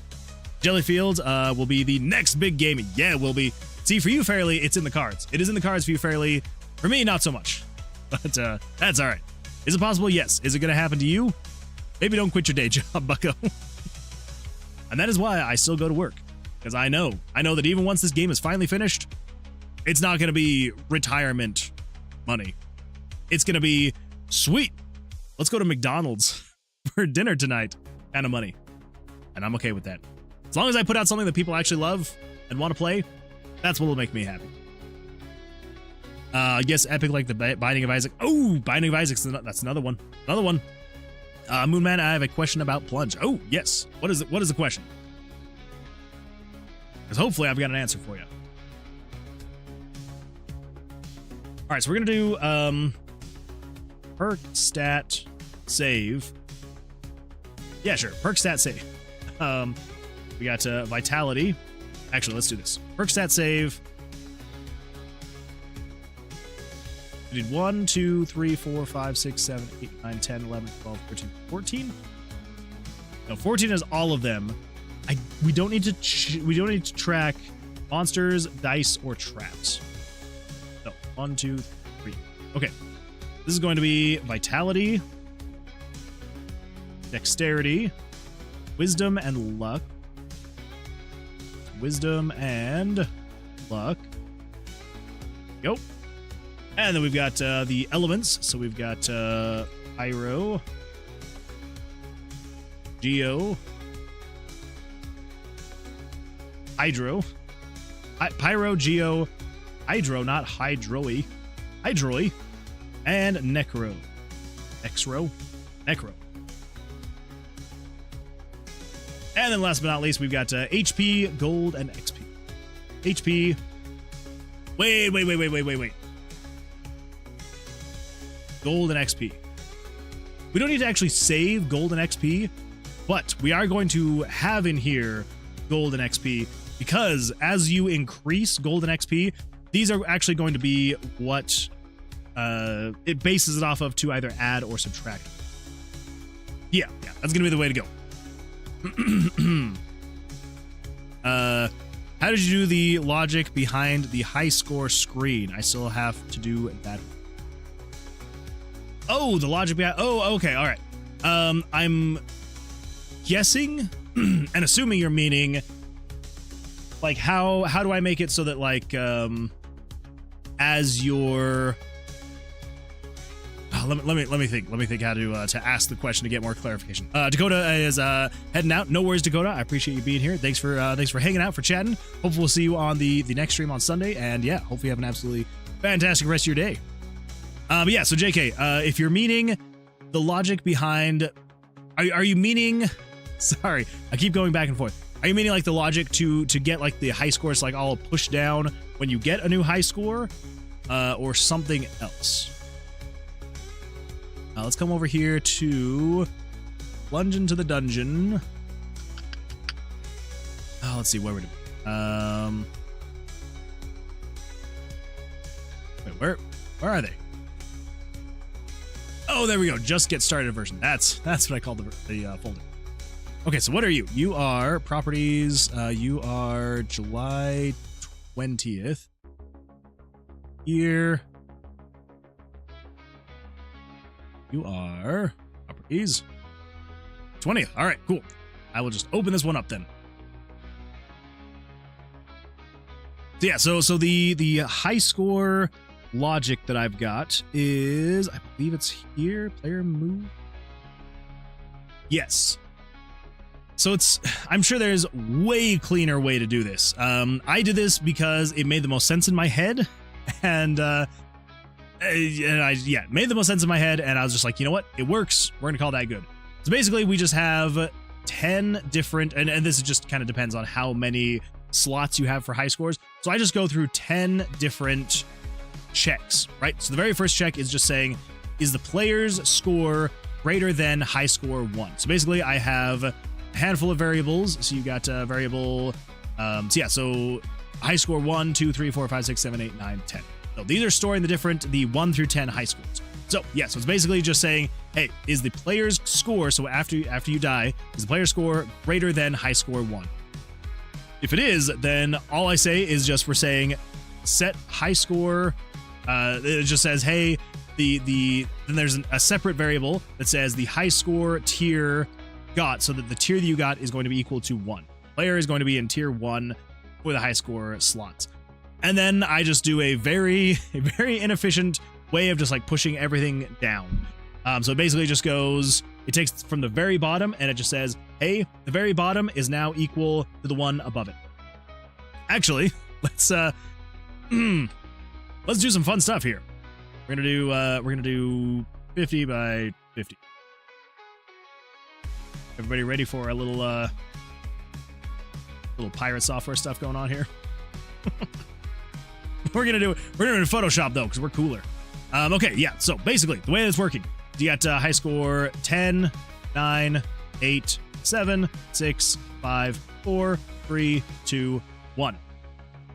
And then it literally is basically just saying, all right, so let's just say the player got this top spot right here. So you're not affecting that. You're not changing it all in this moment right now. basically what you want to do is you will then knock off this bottom one, and then you move this one down into the number 10 spot. And then you move this one down into that spot. And you move that one down into that spot. And you basically are just like moving it down until eventually you clear the number 1 spot, and then you can just say, take the player score and put in the number 1. That's all that is. It's really nothing that crazy. So it's basically just moving all the variables down, and it just says set high score slot 1 to the player score. That's it. As far as the actual names and things like that for the high scores, I do have to use some JavaScript because you are replacing actor names with previous actor names, but it's basically the exact same thing. So it's just saying gameactors.actor 10 set name to equal gameactors.actor 9. And it's setting 9 to equal 8, 8 to equal 7, 7 to equal 6, 6, 5, 5, 4, 4, 3, 3, 2, 2, 1. And then 1 is just blank, and and then you're able to put in your stuff. And then it just goes through that check for every single one. So if it's not higher than high score number 1, then if it's higher than high score number 2, do the exact same thing, but stop 1 earlier. So it's pushing everything down, just not the very top one. And then so on and so forth until you get to the very end, where it's only having to affect one of the scores because you got the bottom score, so it just knocks number 10 off the list, and then it puts you into the spot. Yeah. Anyway. Okay, so it's not only eventing. Got it. Yeah. Well, the only thing that shouldn't be eventing in here is just setting the names. Actually, that's not true. So, let's see. This is the background music, so everything there is fine. Let's see. This is just erasing images, so you should be fine there. I mean, if you'd like to use this is just clearing all the images from the screen. And so is that one. But yeah, so there is JavaScript that is setting the names to equal previous people's names. That way, like, you're keeping all the names that were set. Yeah. I mean, like, it's really not too complicated of a JavaScript thing. So, like, if you wanted to use JavaScript, you absolutely 100% could. I could pull this up right here for you. And yeah, it's basically the JavaScript is just this guy right here. So it's just a $game actors with a capital A .actor 10. So you're defining which actor you are setting the name of. So if you wanted to change the actor 1's name, you would say change actor 1. And you do .set name, and then in parentheses, normally what you would see here, instead of this script call, you would see something like this. You'd set it to JK. And then it would, this script call right here would set actor number 1's name to equal JK. But instead of setting a specific name, what you can do is have it being set based on another character's name. So if you basically take this same starting here, so the game actors.actor X, so game actors.actor X, so you could do actor number 2, and then you do just .name. So you don't want to do .set name, just do .name. And then open close parentheses, and then another close parenthesis. And yeah, you will then set actor number 1's name to be equal to actor number 2. Whatever, if actor number 2 is equal to JK, it'll then set actor number 1's name to also equal JK. Anyway, hopefully that wasn't frustrating to sit and listen to, but yeah. So that is how I did it, and that is the JavaScript you could use to adjust the names. Yeah. I don't think that in eventing you can set players' names to equal other people's names. Yeah, you can't. Which is kind of dumb. I wish you could. It would be nice, but oh well. Yeah. Because you can't even set it based off of variables, which is dumb. Oh well. Anyway, I hope that was helpful. I hope that was useful. Yeah. Fingers crossed. Let's see. Fairly says, I thought I would give you some insight on Jellyfields. It's actually currently sitting at 1,680 through wishlist. Holy smokes, Fairly. That is nuts. Congratulations. Raise a glass to Fairly. That is crazy. 1,600 wishlists is nuts. That is super impressive. Very well done. And the demo has been played 10,000 times. Yeah, but still, that is nuts. Not bragging info, just trying to give insight. No, I did not take that as bragging at all. No, you're totally fine. That is absolutely fantastic. I am super happy for you. Yeah, 69 wish list is nuts. I can only hope that I will maybe get a couple hundred. Like that would be my goal. So let's see. Salik, welcome. Cast fire. Oh crap! You said cast fire. Let me come in here really quick. Do that. Don't worry. It's gonna get fixed. It's gonna get fixed. 2 seconds. 2 seconds. Still 2 seconds. Continue. Wait for it. Yeah, there we go. There's fire. Anyway, as you were saying, Sailor. As you were saying.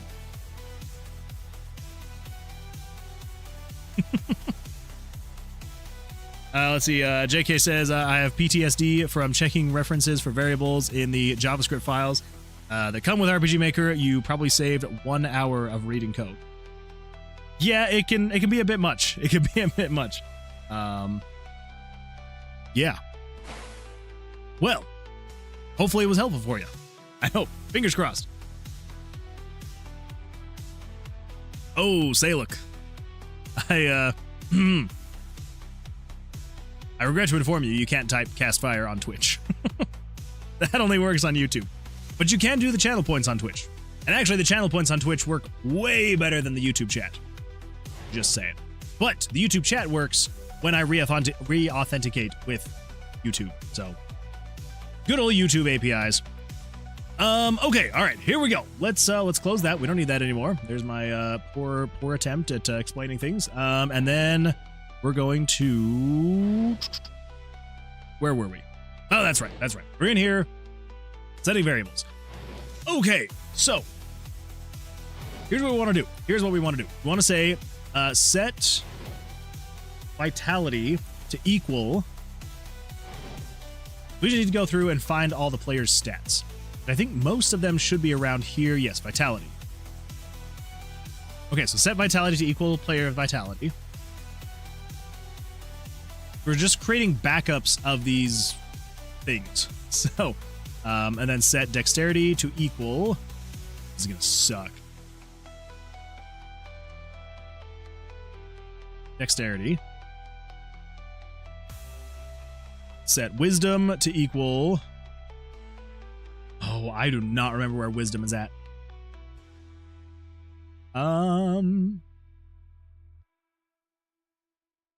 Where is player wisdom?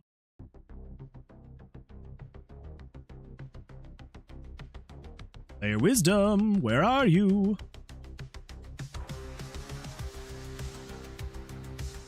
I know it was something that I had to add later because it was like a later variable that I hadn't even thought about, and I was like, oh, this would actually be a really good thing to have, having 4 stats instead.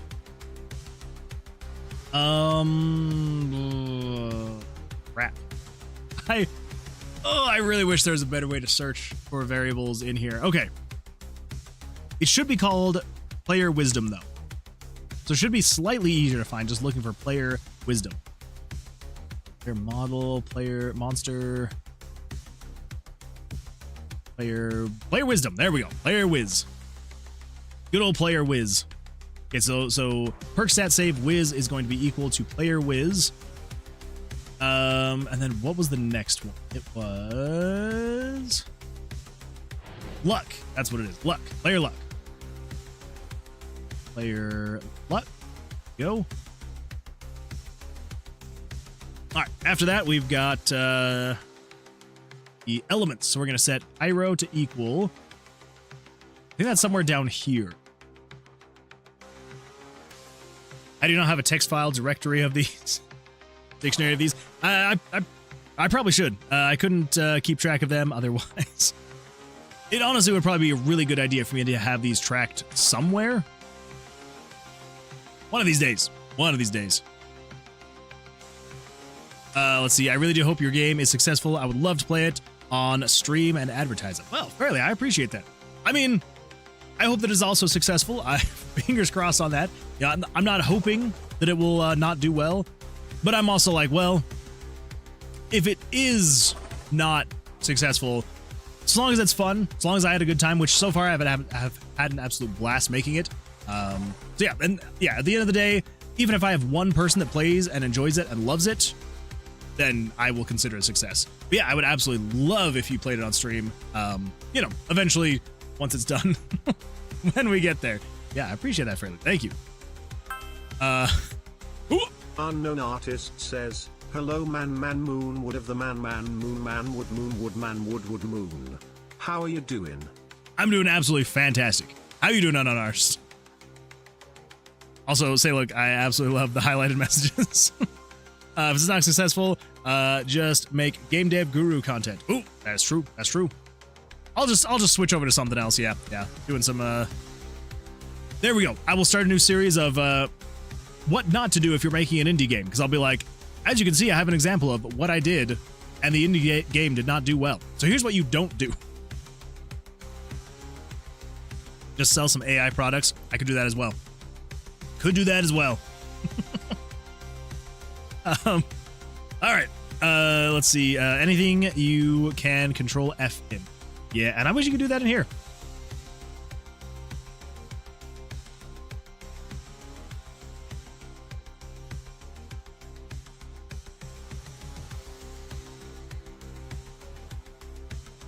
What?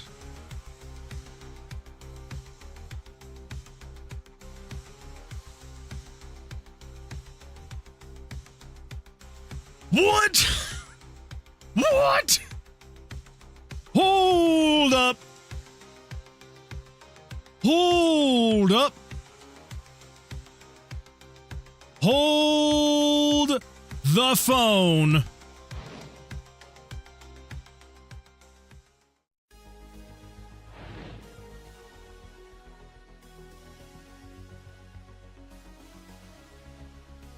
What?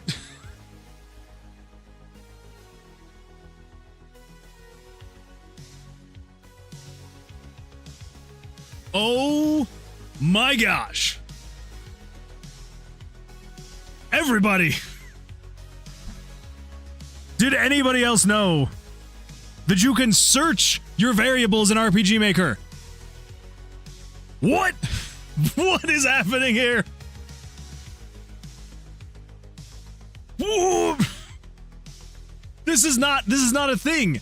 This has never been a thing. What is... I had no idea. I had literally no idea that you could search. Ooh, what? All of this time, all of this freaking time, I have meticulously set up my variables in blocks so that I could try and keep track of where they potentially were. And you can just Control F. And you can find HP. Oh! What? What? Oh my gosh. Oh my gosh. Oh, what is happening? How have I not even tried Control F?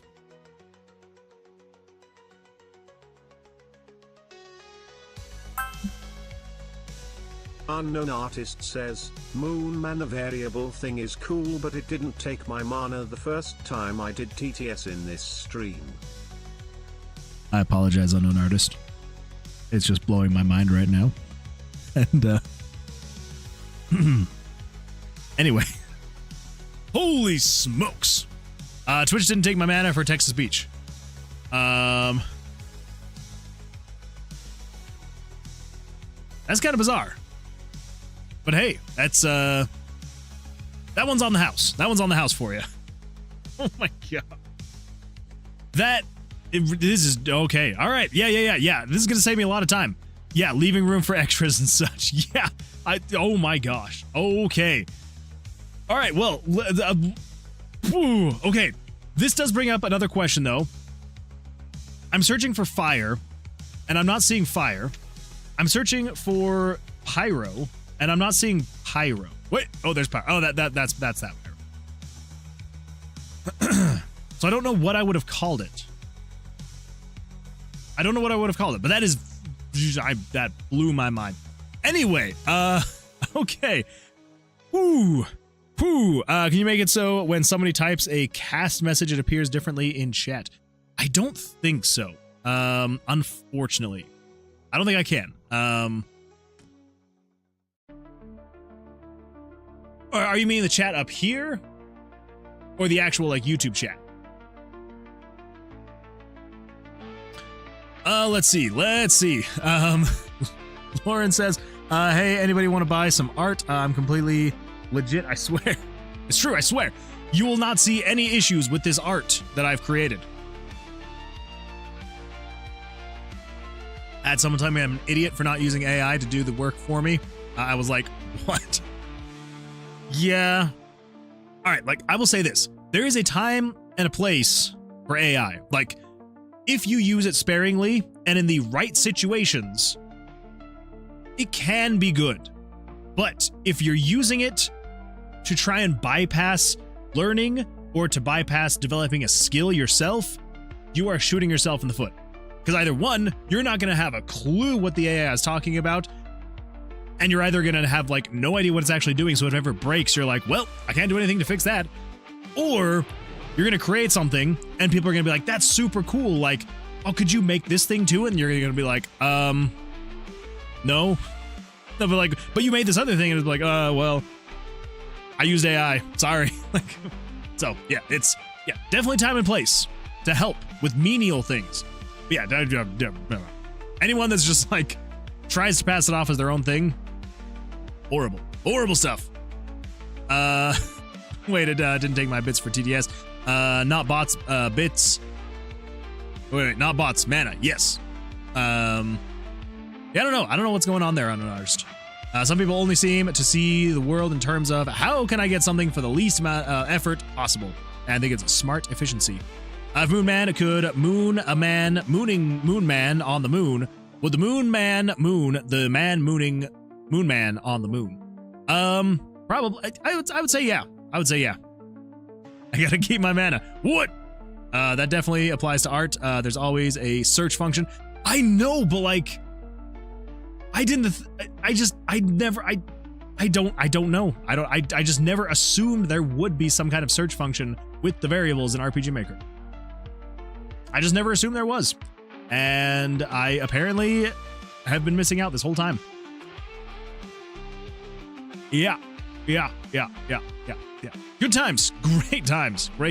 Okay, I can almost all but guarantee you, if I were to bring this information to people who have been using RPG Maker for a very long time, I can almost guarantee you that most of those people will also be blown away. Like, I'm just gonna say it now. If some rand dev were to come and join the stream sometime tonight, and if we were to ask him if he knew about the variable search function, I can guarantee you he won't know. And I'm locking that in. The next time he's here, I'm going to ask him. Yeah. And if he knew about it, then I will gift a sub. There we go. I will gift a sub if he knew about it. Yeah. But if he didn't, then I don't know. Something else will happen. Anyway, okay.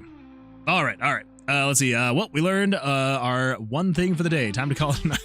I know, right? Mind-blowing information. Let's get out of here. We gotta leave. Wait. Which it is if you have certain values. Oh, fair. Twitch didn't take my mana. Game dev guru, by the way. So have you been a fool this whole time, Moon Man? I 100% have. And I will admit that. Because my name's not Thor. I can admit when I'm a fool. Anyway, let's see. It took them this time, but I wonder why it didn't work the first time. We'll never know. We'll never know. Leaving room for extras reminds me of using multiple of 10 for line numbers back in GW Basic. Yeah. That's how I've been doing it this whole time. Meme time. Meme of the day. Oh boy, what do we got here? Freak's going on over here. My prediction for Jake Paul versus the Mike Tyson.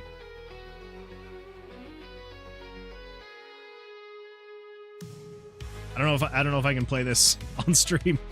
I'm so worried now about getting like not copyright strikes, but like demonetized on the video. I'm gonna have to go watch that later though. Moon unlocked a new technique and now finishes the game in less than a day. I wish it was that easy. Step 1, ask an AI. Step 2, voodoo program. Step 3, who knows? Step 4, profit. That's the plan. See, that was my steps when 3D printers first got on the market. I made a post, and I am positive that I was the first person to make this post. I still have it on Facebook, so if I have to prove it, I can. But my post was, step 1, buy a 3D printer. Step 2, print a 3D printer. Step 3, return 3D printer. And I've seen other people make those kinds of posts over the years, and I'm like, I still stand by the fact that I was probably the first one to make a post like that. Because it was like quite literally as they were getting to the market and becoming mainstream. Maybe I am, maybe I'm not. It'll be really sad if I have to admit that I wasn't. Anyway, at this point, AI is a design tool and not an asset tool. Fair. Not a good one, though. It's only funny with sound. All right. Well, then I'll have to pull that up with some sound. I disagree. It's a great one. It's not complex enough to design a whole game, thankfully, but is usable personally. Don't use it, but if I did, it would help a lot in certain aspects. Yeah, no, absolutely. And because, yeah, here's the thing. And I know there are other people out there who would agree. I know there's other people who would disagree, and like, to each their own with AI. If you're using AI to get through menial, repetitive tasks, whether it's through art, programming, whatever it is, I personally don't see an issue with that, right? And this is coming from people like, if you've ever watched Jazza on YouTube, he actually had a video for a while where he was talking about AI and talked about how it would be absolutely fantastic. I'm pretty sure it's Jazza Art. Yeah, there we go. Yeah, so if you've ever seen Jazza, he actually talked about AI a while ago and was like, yes, 100%. Like, if you use it to get through the menial stuff that is just like a nightmare to create, leaves on trees, bricks on buildings, things like that, where it's just like, you need to have them, but it takes hours to create. He's like, yeah, absolutely. Like, if you're using it for that, there shouldn't be really a problem with that. And I'm like, I would agree with it. Like, if you are actually creating the art, but then using it to like fill in your art, I'm like, okay, fine. I can understand that. Same thing with programming. Like, if you're creating, your own game, your own thing, but then there's something extremely menial and time consuming, and you're like, just create this thing really quickly. It opens up more time for the artist, the designer, the creator to spend more time working on what they want to create and not the boring menial stuff. So, yeah, so I'm definitely on that line of like, if you're going to use it, do not try to pretend like you made it yourself. And if you do use it, don't try and create stuff that you don't understand, that you couldn't create yourself. Yeah, because not only are you shooting yourself in the foot, like if you're using AI to create things that that you couldn't, with at least enough time, create. Like, anyway, I'm not gonna go off. I know I've already gone off long enough. We're gonna pull it back in here, but anyway, yeah, I would say so long as it is used correctly, as with any tool in the world, it can be a good thing. If you're using it incorrectly, which is basically just creating anything and everything out of thin air and claiming it's your own, then I would say that's where I draw the line. I'm like, absolutely not. Absolutely not. Let's see. AI is getting better, though it will not be long until the new game pages on Steam or it's just flooded with AI slop. It'll be hard to get noticed. That is 100% true. There's going to be so much. I mean, you can already see it on like message boards, places like Pinterest and I don't know, like anywhere, honestly. Like if you go to a place where people share art, Facebook, Instagram, DeviantArt, like you go anywhere, you will just see so much AI generated stuff. And that's just kind of the world we live in now. And most of it you can tell, others not so much. But yeah, it will soon eventually get to the point where There will be entire games made with AI, and they'll just be thrown up on the storefronts, and you'll just be like, who knows? Is this real? Is this not? You never know. Let's see. A spread basically makes a loose framework of ideas you superimpose your intention/creativity on. It's pretty decent at repetitive or just nothing tasks, but anything creative, even idea generation, it's not. That is true. Yeah. The amount of times that I've been like, hey, I want to make a small short game like this. Got any ideas for me? It just throws out the most random BS, and I'm just like, these are horrible. I'm going to go over here and do my own thinking. Thank you very much, AI. Your mind is a muscle, and some people refuse to train that muscle. It's true. That is true. Let's see. Oatmeal says, oh man, it's amazing at idea generating.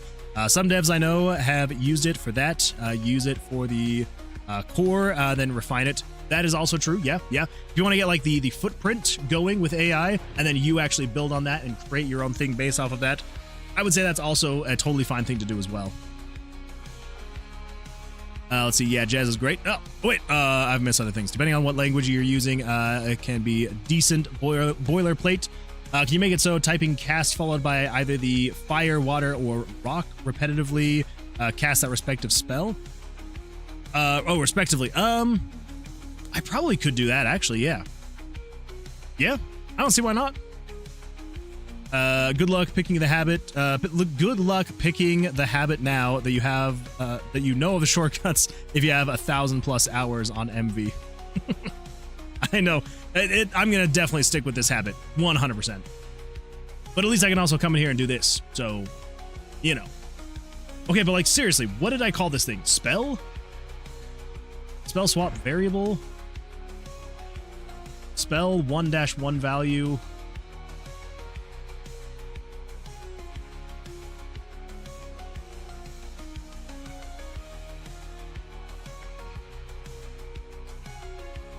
Is it actually spell 1-1 value?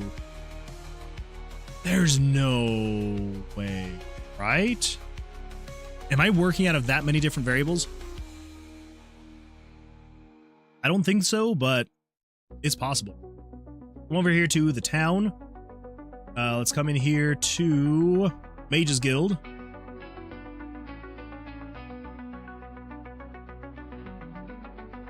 Let's see. Lauren says, in case you missed it, I was talking about tarot, not AI. Oh, wait. I think I saw... Oh, okay. I like tarot cards as a design tool. Oh, okay. Fair. Yeah. Spread basically means loose framework of ideas. Okay. That makes a lot more sense. I appreciate the clarification there. That was...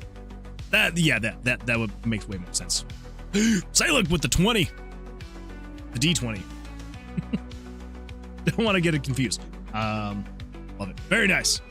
Okay, it's previous page, next page. Is it the dice move? Yes. Dice moves. Then if you release Safe Room Quest, Safe Room Spellbook.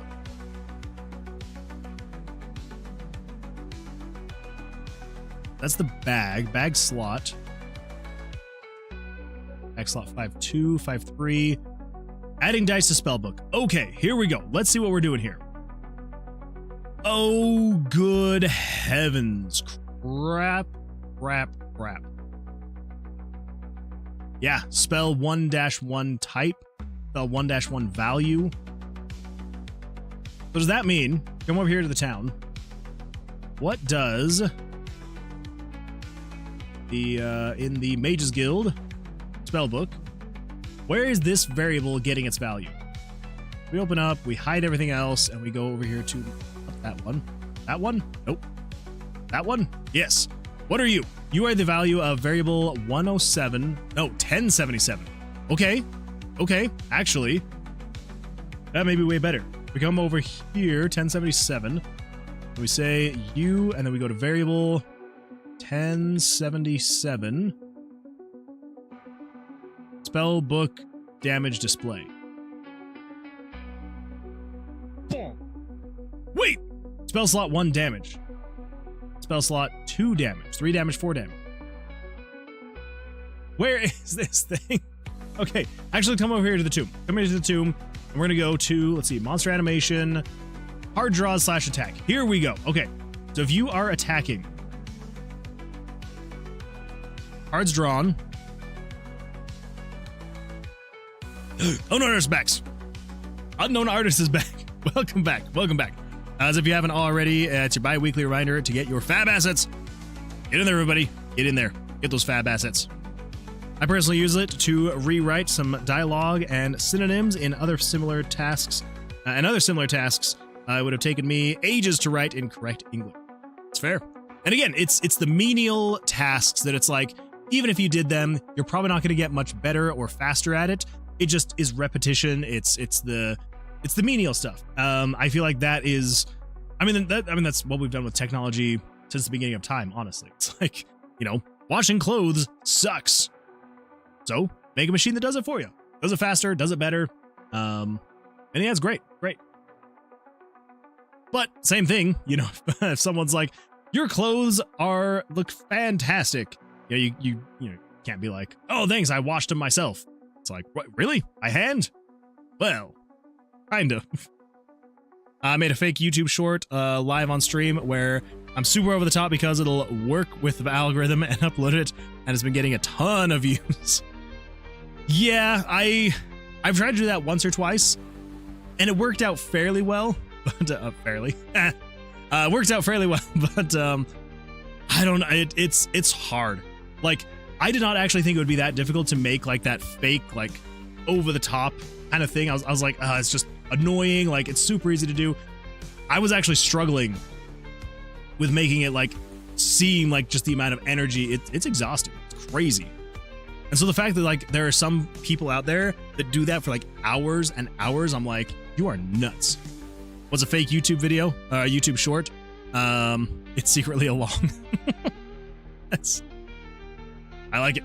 No, if what Fairly's meaning is, basically being like over the top and crazy, like even though you're not usually. Like, sometimes I will be over the top and crazy, but not all the time. And so usually when I'm clipping my streams to do the shorts, the energy is sometimes a little bit low. But if you then go out of your way to be like very loud and crazy and animated, it's a lot. It's a lot. The watch the rest of the full video. Those kinds. I mean, those exist. I pretend to have a funny physics bug and then overreacting to it and added so many sounds and effects. Yeah. It's exhausting, but it does get views. It gets views. That is true. Acting is hard, no way around it. It very much so is. Yeah. If you can't just be yourself, it is exhausting. Well, even being yourself can be exhausting too.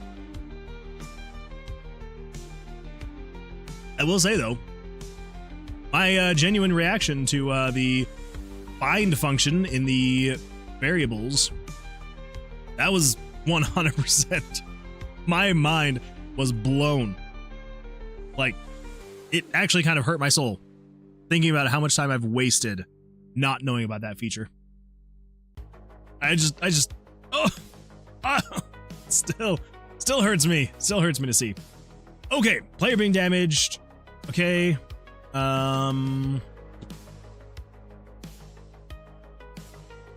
So where is the actual damaging of... Okay, so yeah, so card draws / attack.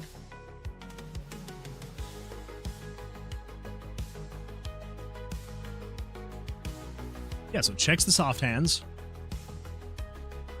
Player being damaged. Player death. Player being damaged.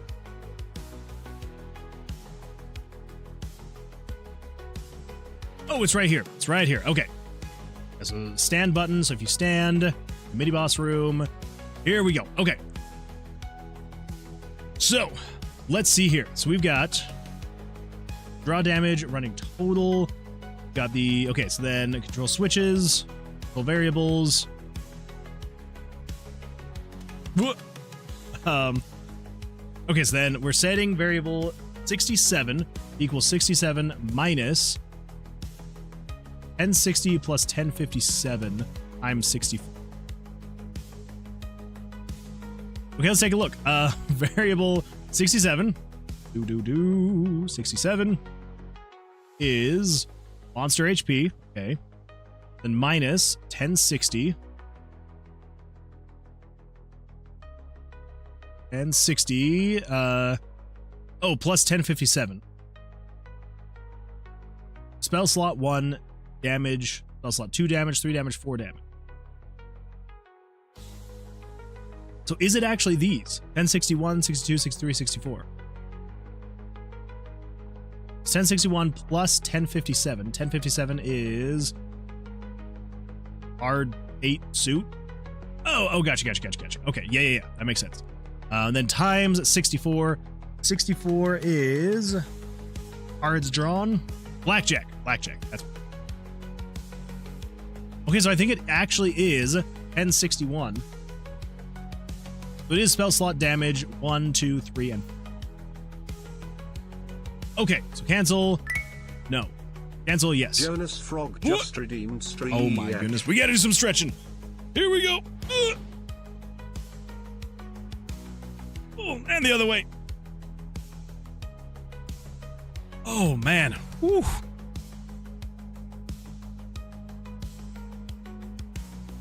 Oh, man. That was a good stretch. That had gone on way too long without me stretching. Holy smokes.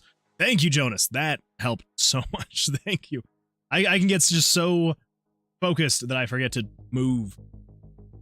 Yeah, so thank you. I appreciate that. Fairly says, I find it really funny because I have an interesting relationship with my community where we can joke about doing what works, and everyone is in on the joke. I feel like everyone would be in on the joke if I did that, right? If I just went over the top and crazy sometimes. Maybe. Unknown artist, wide eyes. Or is that 0 to 0? I can't tell. And then Devious Oatmeal's writing me a script. Oh boy, what do we got here? It's your boy Moon Man. Womp, womp, womp. Would I say that out loud in the script? It's your boy Moon Man. Womp, womp, womp. Does that make my catchphrase? And I'm here to show you. I'm here to show this new mechanic. Whoa, a bug. Oh my god. Why is it showing the monster? I don't know why I'm doing New Yorker, but I am. Why is it showing a monster twerking? Bomb drop. Zoom in on twerking. Play techno music and lights flashing. I can do it. I can do it. Oh, there we go. That'll do well in the algorithm. I will do a fake. I will do a fake high energy video with low energy. There we go. There we go. Perfect. That will just go so hard with the algorithm. Right? Is basically what I did. Stretch time. He is the artist. Have you heard of Firebot?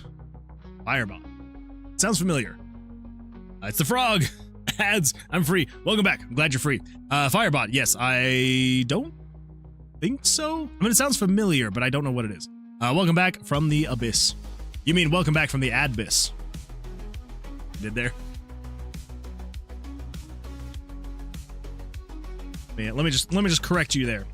The adbiss. Yeah. David Attenborough doing stream chat. Beautiful. Okay. So, yes, 1061. Here we go. 1061. Set it to wherever the freak that thing was. Pyro. Yeah. Okay. Then we do set this to Geo, and this is going to be 1062. Dominating. Ooh, dominating.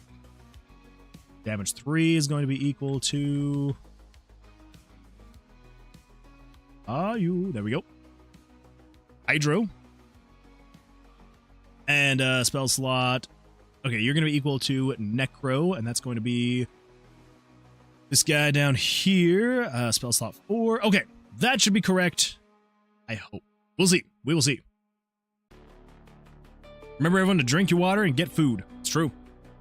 It's a command thing that can play alerts. I hope it works. Oh, I think that's okay. That does sound more familiar now. I believe I have heard of that then.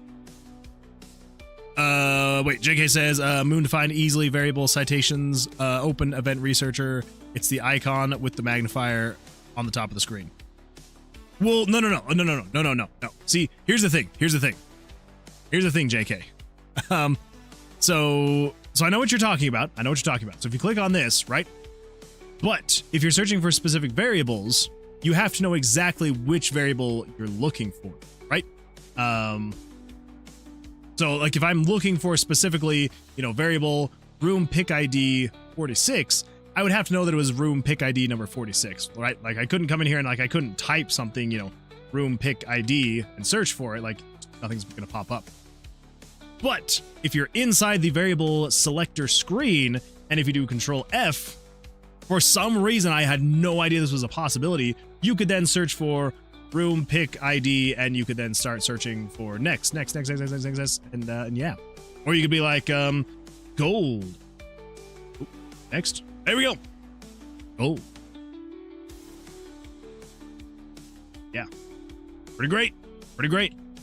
I had no idea. Not a single clue. Okay, so now we want to say set. Oh no. No. I reversed them. Oh. I'm telling it to change the wrong variables to the empty variables. All right. Everything's fine. I'm gonna do Pyro. I am so smart. SMRT smart. I am the smartest. SMRT artist. All right, there we go. And then 1061, we're gonna do fire slot damage 1, fire slot damage 2, fire slot damage 3, and last but not least, fire slot damage. There we go. That's better. You have to wet yourself. It's true. I do need to wet myself. I've been wetted. Back time ago and wet myself real quick. No worries, Jonas. No worries. Unknown says, add Moonwood Games. Have you checked out Moonwood Games yet? He's pretty chill. I'm gonna have to go check them out. He sounds like a good guy. In fact, I feel like everyone should go check out Moonwood Games. I hear he's pretty chill. Absolutely should do it. All right. Moonman wet himself. Everyone laugh at him. No! Please. It's not funny. I have a condition. I don't know what that condition is, but I have one. I heard he was a dumb loser head. I heard the exact same thing. Terrible. Don't go watch Moonwood Games. He's horrible. Absolutely terrible. He didn't even know about the search function. And you know what's even crazier? Is that search function probably also works on the switches. It does. It does work on the switches. And he never knew. What a dumb loser head. He's horrible. Not as chill as Moonwood Games. Oh, that's true. Moonwood Games. Now that streamer. It's just sad that he's gone now. It's so sad that Moonwood Games is gone forever. I wonder what happened to him. He was pretty chill. I heard that Moonwood Games committed arson. Oh, hold up. Because I'm cooking? Because I'm on fire? I'm hot? Or something else? I think it's gotta be something else. Yeah, probably something else. Okay. Let's see. What do we got? What do we got here? So then set the perk stat save HP. So we're gonna set this to the player's max HP. Go. And then we need to set so we got max HP,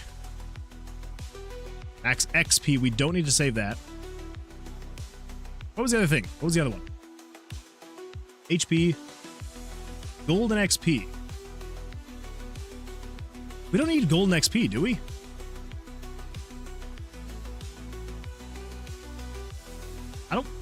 I don't think so. 1061. That's not what we need.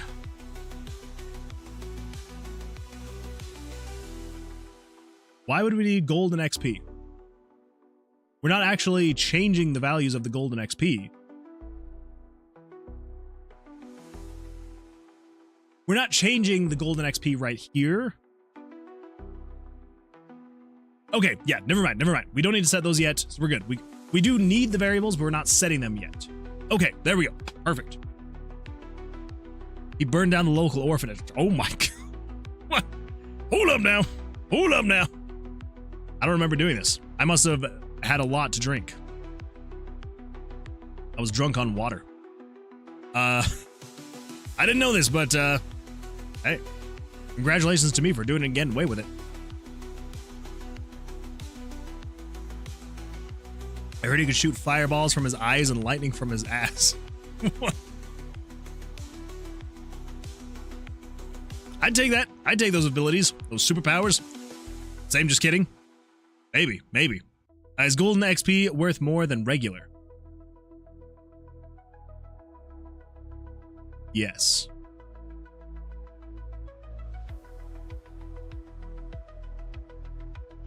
I don't know what you mean by golden XP versus regular.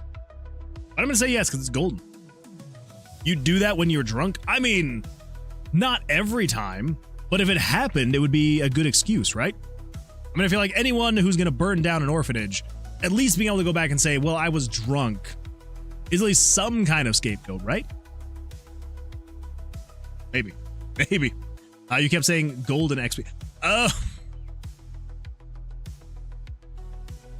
get it now. I apologize. I don't know how I didn't catch on to that. Yes, it is way better than regular XP. So you've burned orphans. No, I didn't say that. I just said if I did, it would help to be drunk.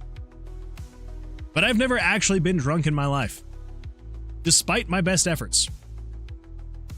It is crazy, my alcohol tolerance.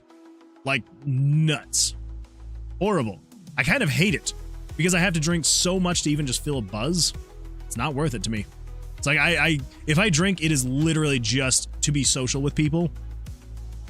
And then I'm usually the person that, is in charge of, I don't know, ordering DoorDash and things like that because everyone else is too drunk to do anything.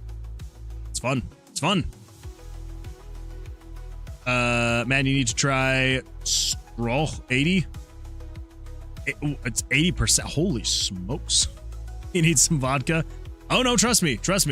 The most amount that I had ever had in one night, I had 2 Mike's Hard Lemonades, had about half a dozen-ish shots of vodka. I had all sorts of other mixed drinks with vodka. I had, what was it called? I don't know. Yeah, a whole bunch of, just mixed drinks with rum. And it just like maybe like the slightest of buzzes. And I was just like, this sucks. Like everybody else is just like going crazy. And I'm like, you're all just absolutely off the wall insane. Like what is happening right now? Yeah, it's not fun. It's not fun. Rookie numbers. I know. I gotta do better. I haven't had one of those malt liquor lemonades in ages. It's been a long time for me too. Do try wine though. It has a different type of drunk/tipsiness. I should try more wine. It's just, I don't know. I feel like it's just so much more expensive for the good ones. I don't know. I'm always just like, spend $20 on a bottle of wine or spend $15 on a bottle of vodka that I can mix into all sorts of drinks and have a good time for longer. So I usually go with the vodka. I really hope Moonwood Games will eventually come back with the milk again. One of these days I will. I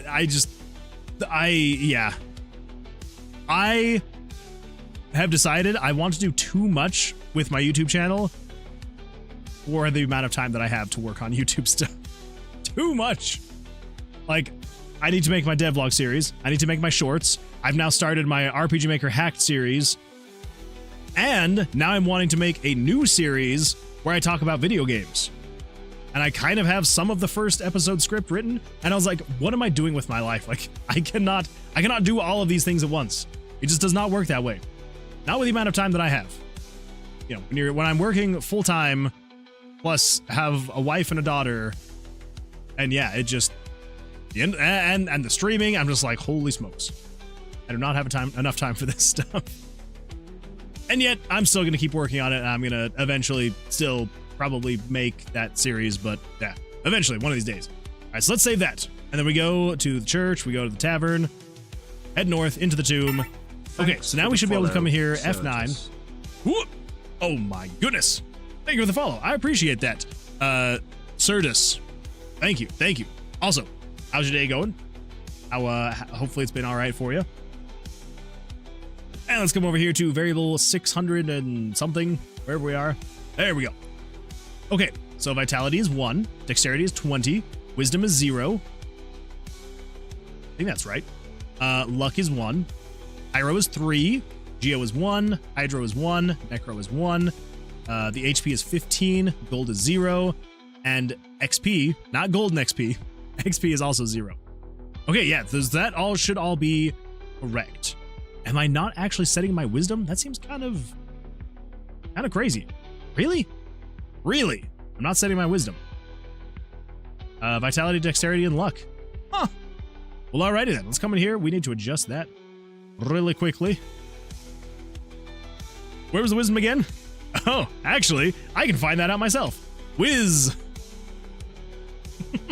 Player whiz. Wait, that's the perk stats. That's not what I want. Find whiz.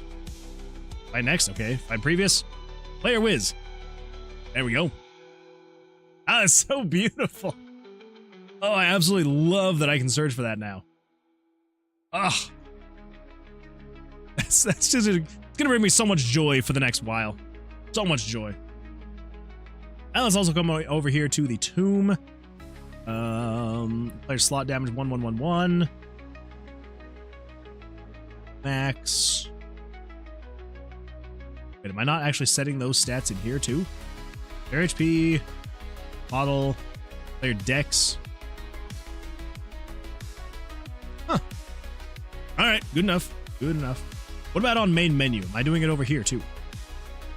Okay, so I do set it over here, but I don't set it through the town. That's why sometimes it was 1 and sometimes it wasn't. Makes sense? Makes sense. Isn't box wine super cheap? Probably. I've had 2 cheap wines in my life, and I hated them. It wasn't until I had like a more expensive wine that I was like, okay, this is actually pretty good. Man, I need some Jaeger right now. Didn't Bacardi have a brand of malt liquor lemonade? I can't remember the name to look it up. Bacardi Silver. I wouldn't know.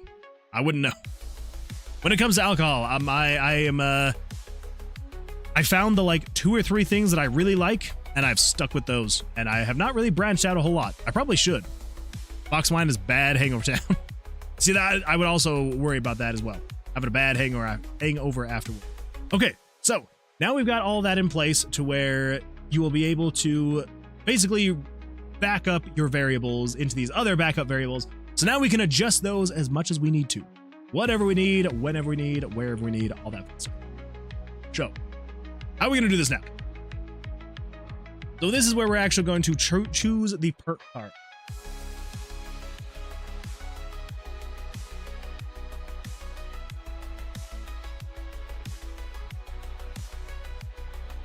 So let's actually do this.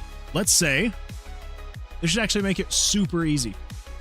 So when you release, when you click the card, choose it. We're going to say, let's do control variables. We can just go off of self switches, actually. We don't need another variable for this. Self switch, turn on A. U will turn on B, and U will turn on C. Yep. Let's get rid of this other else handler. Hashtag. And we can delete and delete. And then basically all we just have to say is on this page, if self switch A is on, parallel process.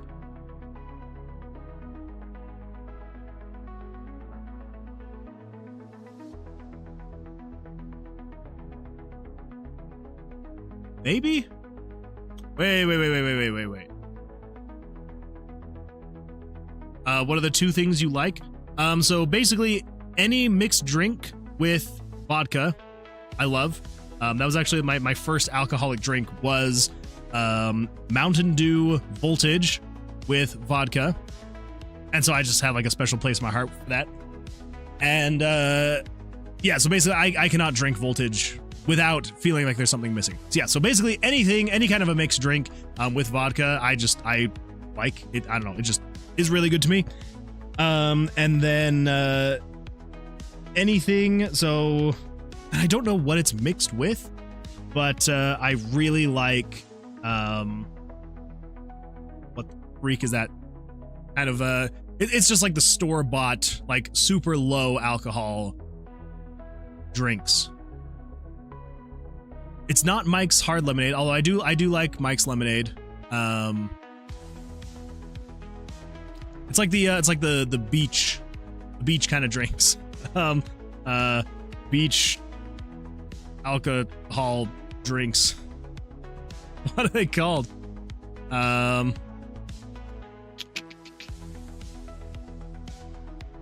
cannot remember. I don't know, they just come in like the glass bottles though.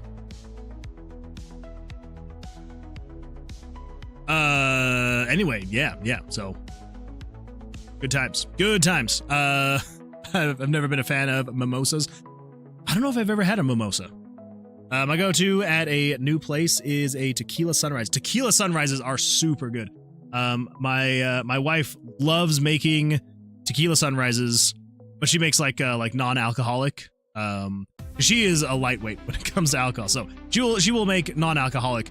But we have tequila in our fridge right now, and so we made tequila sunrises the other day. And I was like, I can finally put tequila in here because like we just don't usually keep tequila, and it was just absolutely fantastic. I loved it. Let's see. Unknown Artist says, I'm gonna go. Be right back. Good luck. It's hard to mess up, but can be done really nicely. So it's a good gauge of the place. True. Yeah. Tequila sunrises would be kind of difficult to mess up, but as long as it's done well, yeah, that's a good way to gauge it. That and mimosa with breakfast on the weekends. I need to try a mimosa. I need to try one. Sunrise is good. Let's see. The go-to back in the first clubbing days of mine was Blue Powerade and vodka. We used to call them Fortnite shields. Why do I sound old? A little bit. Powerade, the morning after a night out. It's so good. I'm gonna have to give it a try the next time that I'm out. Let's see. Lauren says, the only time I can remember having a bad tequila sunrise, it felt like it was made with tang. Ooh. Yeah, that's pretty bad. You got to make sure that it's pulp-free orange juice. It's got to be pulp-free. Otherwise, yeah, it's just gonna taste terrible. Okay, so how was I gonna do this? Because I want a place where it will apply all of these things without going too crazy.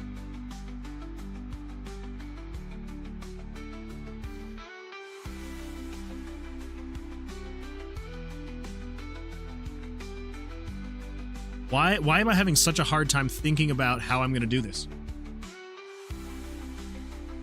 Wait. We already have a variable for this.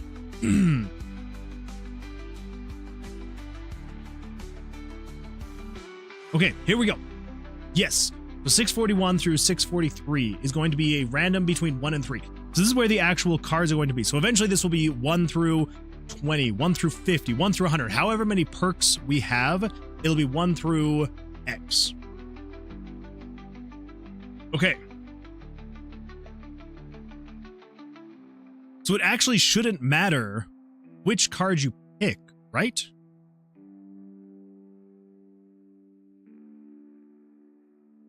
Because all we're going to do is we just turn on self-switch A. Just turn on A. I don't know why I did it this way. Just turn on A. Because then when A is on, we're just going to say conditional branch if variable, whichever variable that was. What was it again? Oh, wait. Crap. Okay, so it does kind of matter.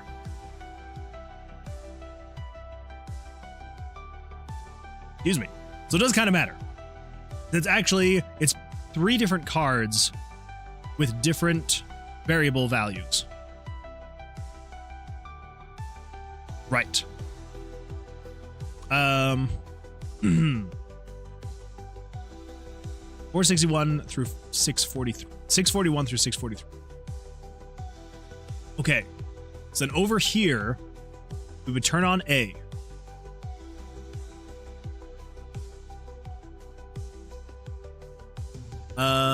So what if we just say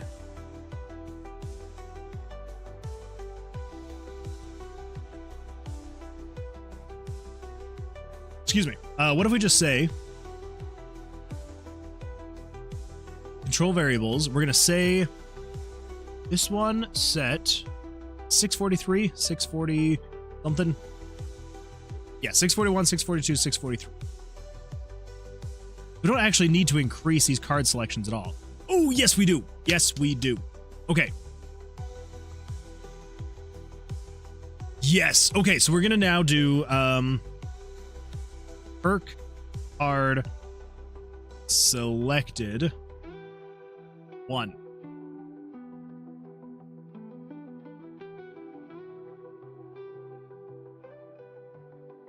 Oh man, this is okay. Oh man. How are we doing this? How are we doing this? We need to keep track of how many perk cards we have select. Okay. So perk card selected 1. So this will basically just be saying this card is now equal to but we need to have that be dynamic because as you pick more and more cards, it needs to not reference 644 anymore. It needs to then increase 645, 646, 647.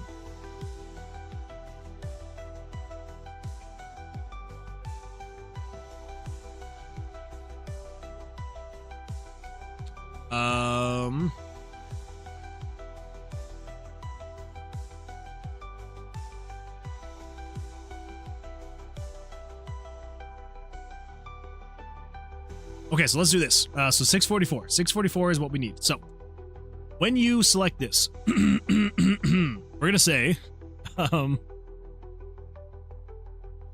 that's not gonna work though, because I need to keep. Oh my gosh. I think we just need to have another variable. Yeah. Yeah, we just need another variable to keep track of this. All right, all right. Amount of perks. There we go. Just the amount of perks you have. Cool. We'll just say add 1 to amount of perks. Let's cut that. Put that over here. Yeah. Yeah, so amount of perks. Add 1 to it. Cool. And then over here, we now need to say that is variable, what was it again? 644. Yeah. Okay.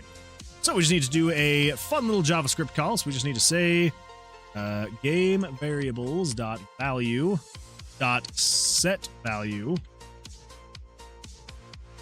We need to set the variable 643 plus game variables dot value. What would that value be? I think I need to put those in parentheses. What was it? Like 6, I don't know, 67 is gonna be my guess. 667? What is that? 667 is 672. So close. Set it to 672. All right, so we're saying to set the variable 643 plus whatever that is. So technically that should be 644 and then so on and so forth, 645, 646, 647, as you pick more and more perks. I'm going to say set it to be equal to game variables dot value. And this is 641. 641 is perk card selection 1. Yes, so 641. Okay, so we're saying set this variable to equal what this card that you've picked. 641. Yeah.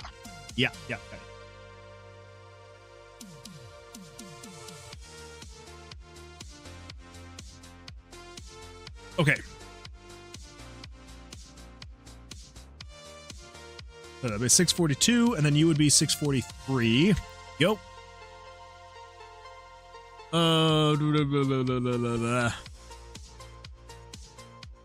Me eating a frozen burrito be like Squim didn't ask. What? I went to a bar once with a frozen microwavable burrito in my pocket. The moment I pulled the then thawed burrito out and took one bite out of it, stuck in my friend's memory for years. That is a very random thing to do. Like, it became that funny anecdote he would tell me about me over a decade later. That is really funny. I do like that. Have I invited you to the Turnips Tonight Discord yet? Yes, you have. I need to take a look around, poke around a little bit. I prefer reds, and while reds is very good. And while I'm no expert, my favorite is Chianati. That sounds good to me. My very first wine as a young person was White Zin, which is a bluish, a blush, but I quickly became a red guy. I only really opened up to whites again after a trip to Italy, where I had it at basically every lunch and sometimes breakfast. That's a lot. That is a lot. I do not remember the first few wines that I had, but they were not good. Let's see. Next. Hello, welcome. Glad you're here. Welcome. Come on in. Sit on down. How's your day going? How you doing?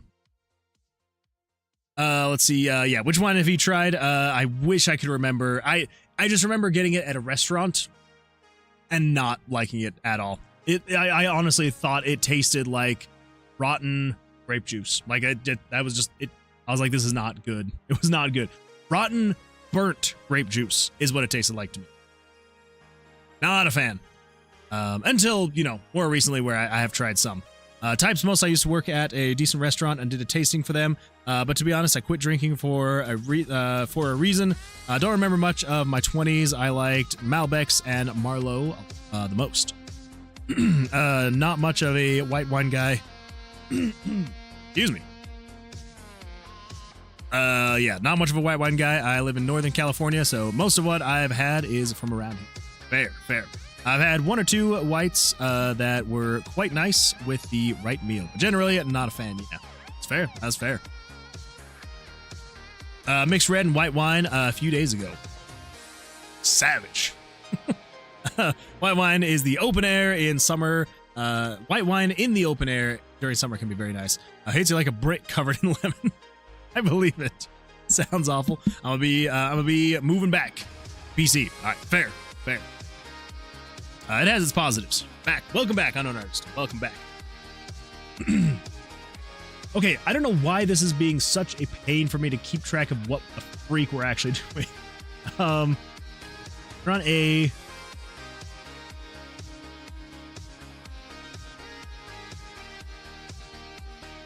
Okay, I think actually we should be fine. We should be fine.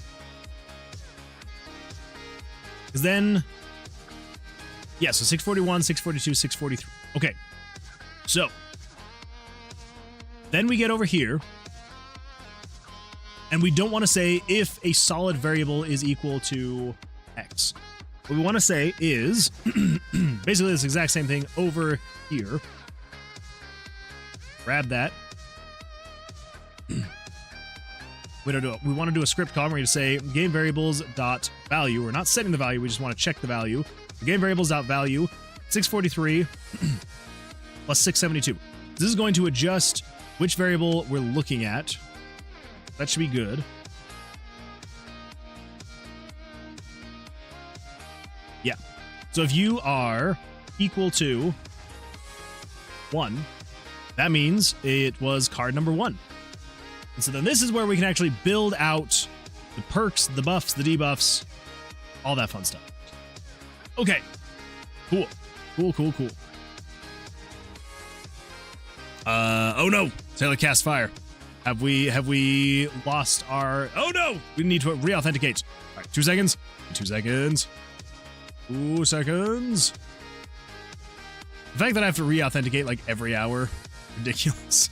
I need to figure it out. We'll get it figured out eventually. Now, the fact that I have to re-authenticate every hour, I'm just like... One day I'll get it all figured out and it'll actually be good. One of these. There we go. All right. Authentication successful. And there we go. There's the fire. You could write a batch file to re-authenticate or something. Yeah, and well, because here's the thing is, I thought that I'd set it up to re-authenticate, but it just doesn't re-authenticate for some reason. So I need to look into why it's not. Because it should be. It should be. The only problem is that the URL changes every single time I run the program. Because I'm just using like the free version of a platform called ngrok, which basically takes my private IP and converts it to a public HTTPS address. But because I'm on the free platform, it's a randomly generated link, site, whatever it be called. My brain is too tired to think of what it would be called. But anyway, yeah, so it basically just randomly generates a new one every single time. So, yeah. I don't know. Look into Cloudflare, better solution, I think. Probably, possibly, maybe. We'll see. Yeah, now that I actually have it established, I do need to look into like better ways to potentially do it. Let's see. I've completely forgotten what we were actually working on today. We're working on the perk system. Slowly but surely working on the perk system. We're getting there. I feel like drinking now, but I don't know if I want tequila or wine. Age-old question. That reminds me, I wanted and forgot to pick up some basic beer when I went shopping earlier. I hardly ever drink beer, so it's not something I keep stocked. That's fair. Oh, right. There you go. I completely blanked out. I'm playing DK Bonanza at the moment. Ooh. Is it fun? Is it fun? Hopefully it is. That, if I had money, I was going to say, like, tempted to buy it. If I had money, one. Also, I can't justify the price tag. It's so expensive. Cool Man Chill, welcome back. Glad you're back. How was your time away?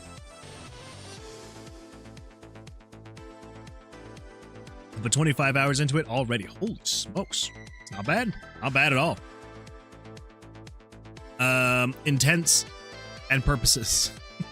I don't know. Wait. They have a thing that just straight up gives you an open port for all intensive purposes. Intents and purposes. Yeah. Yeah. I'll definitely have to look into that then. I also think that I maybe could do the same thing with ngrok. I think. I need to look into it though. Okay, all right. So I believe with this now, so if you are equal to 1, then we should be able to, let's just say we'll just flash the screen here. We'll flash screen, flash it white. Okay, so what is the number 1 perk? What are you? Images, pictures, perk? Is that what I called it? Buff? Is that what I called it? Nope. Oh, that is plunge into the dungeon. Why? Of course I'm not going to find it in there. Tower of Vercilias. Images. Pictures. Perks. Is that what it's called? Perks? There we go. Perk card 1 is the scroll. That is correct. Okay, so let's go to find the scroll. We must find the scroll. Okay. Scroll, fantastic. If I were to click on this, it should flash after this. Does. Yeah, okay. So that means we are on the right path, which is fantastic. Because that means what we can do, come in here, and we'll just say, if you are equal to 1, that means you have picked the correct thing. Yeah. Okay, so then if the card is, so the card right here, this is the perk card. You got +1 to dexterity, but -1 to vitality. So then we can say, because we've saved all the variables elsewhere, so we can add 1 to, gosh, what was it again? Dexterity.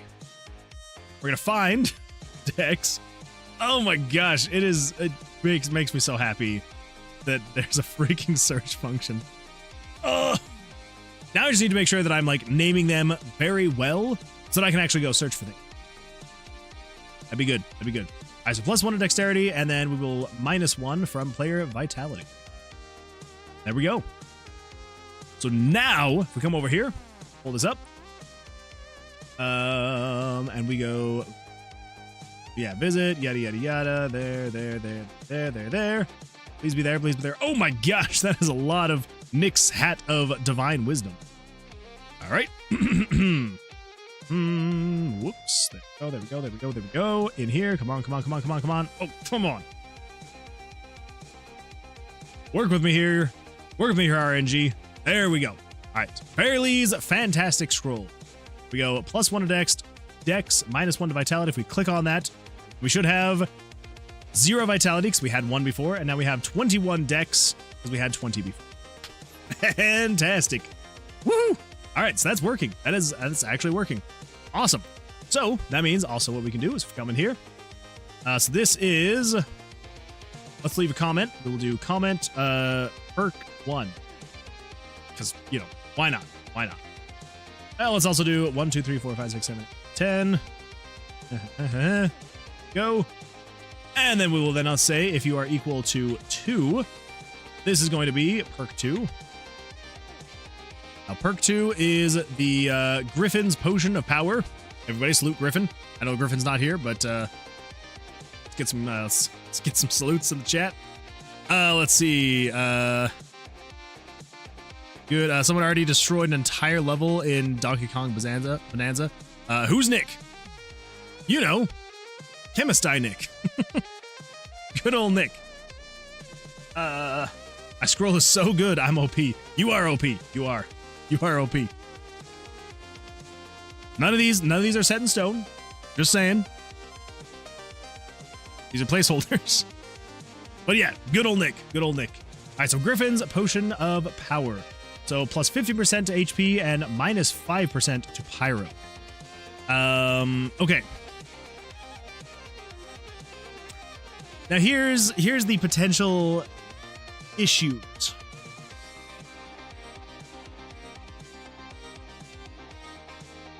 We could add 15% to the HP. We absolutely could. But if there's only like say for example with the Pyro, right? It says minus 5% Pyro. If you're only doing freaking yeah, okay, this is actually, percentages are actually going to be potentially very bad. Because you know, if you're only doing 1 Pyro damage, how are you going to minus 5% of 1? You can't really do that. Yeah, times 0.05. I mean, yeah, like if you minus 5%, you are now doing, you know, just with 1 damage, it's 0.95 damage. Round up. We could round up, and like eventually, because that's the thing, is that like if we do round up, right? So if we say, because what is it? So if you're doing, it would be 1, and if you wanted to subtract 5%, you would say times 0.05, right? That'd be 5%. I'm not saying equals 0.05. Nobody laugh at me. I'm not a math person. So 1 times 0.5, that's half. 1 times 0.95.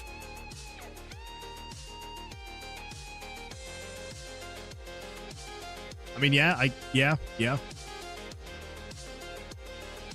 I'm currently saving up for my second name in the credits. Ooh, man, chill. That's gonna be nice. It's gonna be very nice. Is it minus 5% of the damage dealt? Yes. Yeah. But RPG Maker does not like doing fractions. So yeah. I have no idea what I'm doing, what I'm going to do with the second name in the credits. But you'll have it. And that's half the battle, right? But yeah, so it is 5% of the damage dealt. And that's where I'm just kind of like, well, if you're doing 1 damage, right? Then you can't really do minus 5% because it still would be 1 damage. It's going to be that way for a while. Call it She Man Cold 96. Could do that.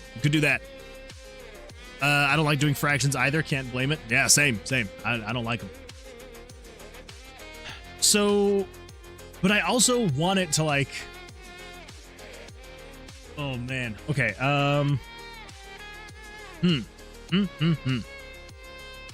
What's the average amount of damage? Well, that's the thing, is it's going to change over time. Because as you're upgrading your spells, you will eventually be able to do more damage, right? Because eventually you will be able to do up to 60 damage with your spells. Like that'll be like the cap damage is 60%. There's 60 damage. Like on the first floor, how much will you typically deal? I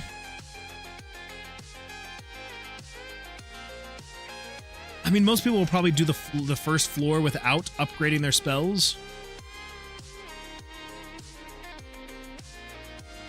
It'll probably be 1 damage.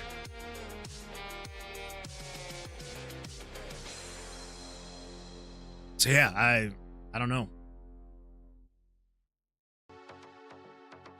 We could say, you know, because if it's minus 5% of 60 times 0.95, you know, that's doing 57 damage, which is fine.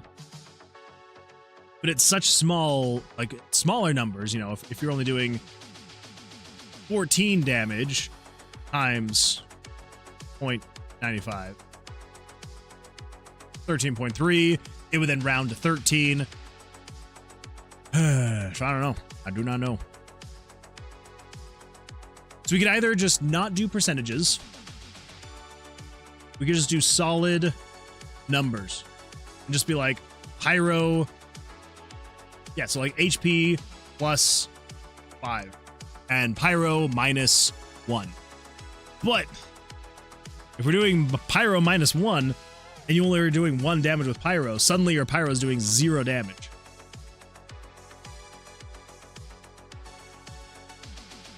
I mean, I guess that's just a risk the player's gonna have to take, I suppose.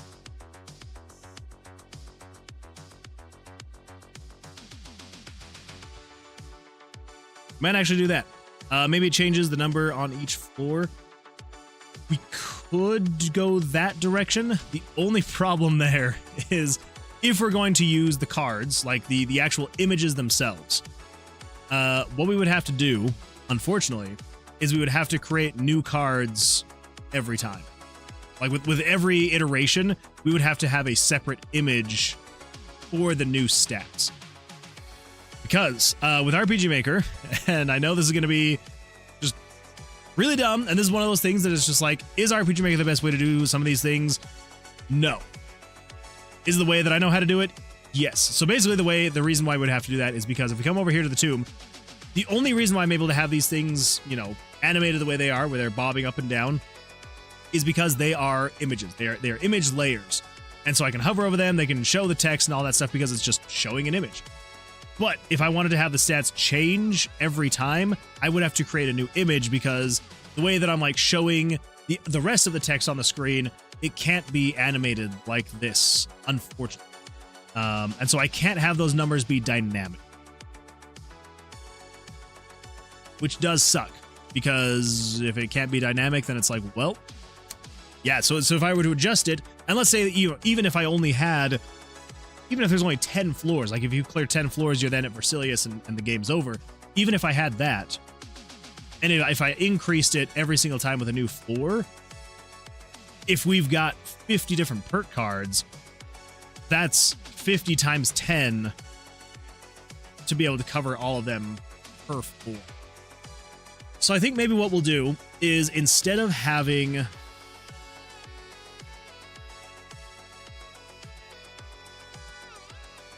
what happens when you do negative damage, it would just do 0. Yeah.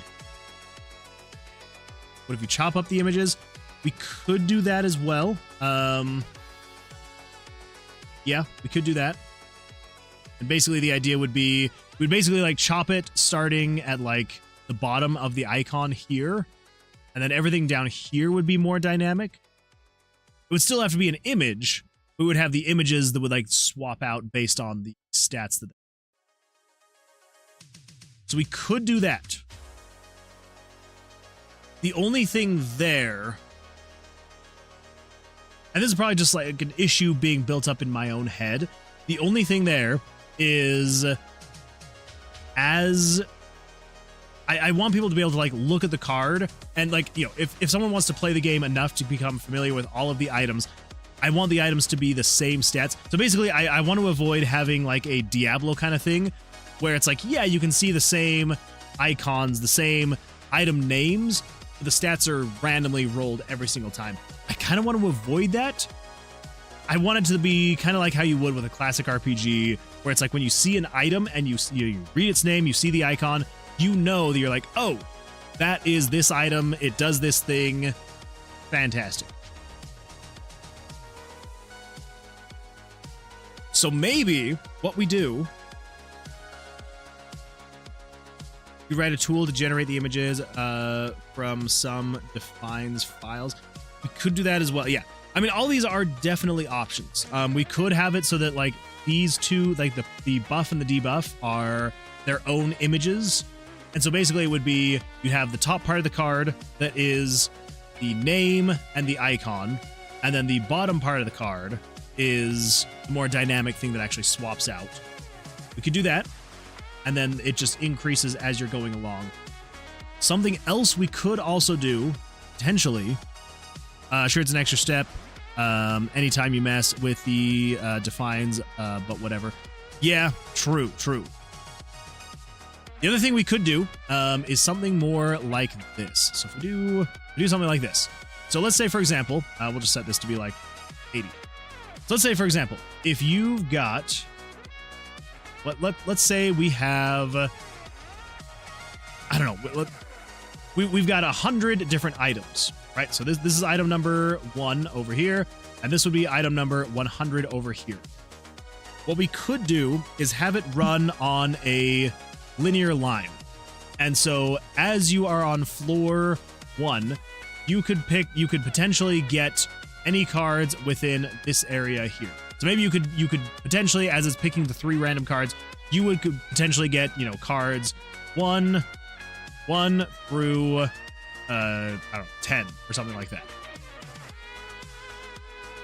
And then as you progress further, so then as you're on floor 2, you now have the potential of getting cards 3 through 13. And then when you progress a little bit further in the dungeon, you now have the potential for getting cards 6 through 16. And so there's kind of like that overlap, but these beginning cards, these beginning perks are very low level. And so as you're progressing through the dungeon, they are increasing. They're still the static cards, but they're increasing. And so as you increase in level, the types of cards that you will be able to select from, those will be increasing as you go. Maybe. Let's see. Oatmeal says you can look at it as the item is the mix of effects and not the specific numbers. So like Griffin's Potion of Power would always have the combo of plus HP minus Pyro. True. We could do that as well. Let's see. We would have to create variables. I think we'd have to store those in variables somewhere. Because right now, I don't necessarily have to store any of this in variables, like the actual stats that it's increasing and decreasing. Because you can just go like, oh, is it card number 1? Well, card number 1 we know is going to be these exact stats.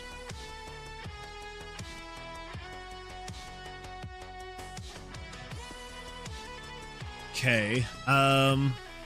We would have to keep them in variables because I'm hoping that you'll be able to have somewhere in the UI. I don't know where I'm going to put it yet, but I'm hoping you'll be able to have somewhere on the UI as you're in the tomb to be able to look at what cards you currently have, so you kind of know what is and isn't, affecting your stats. And so if we're going to be able to show those stats later, like the different cards, we would have to keep track of all those variables. And, I do like the idea of having the broken up cards so you can show the different stats. I'm assuming it's awkward to draw to a sprite in Maker.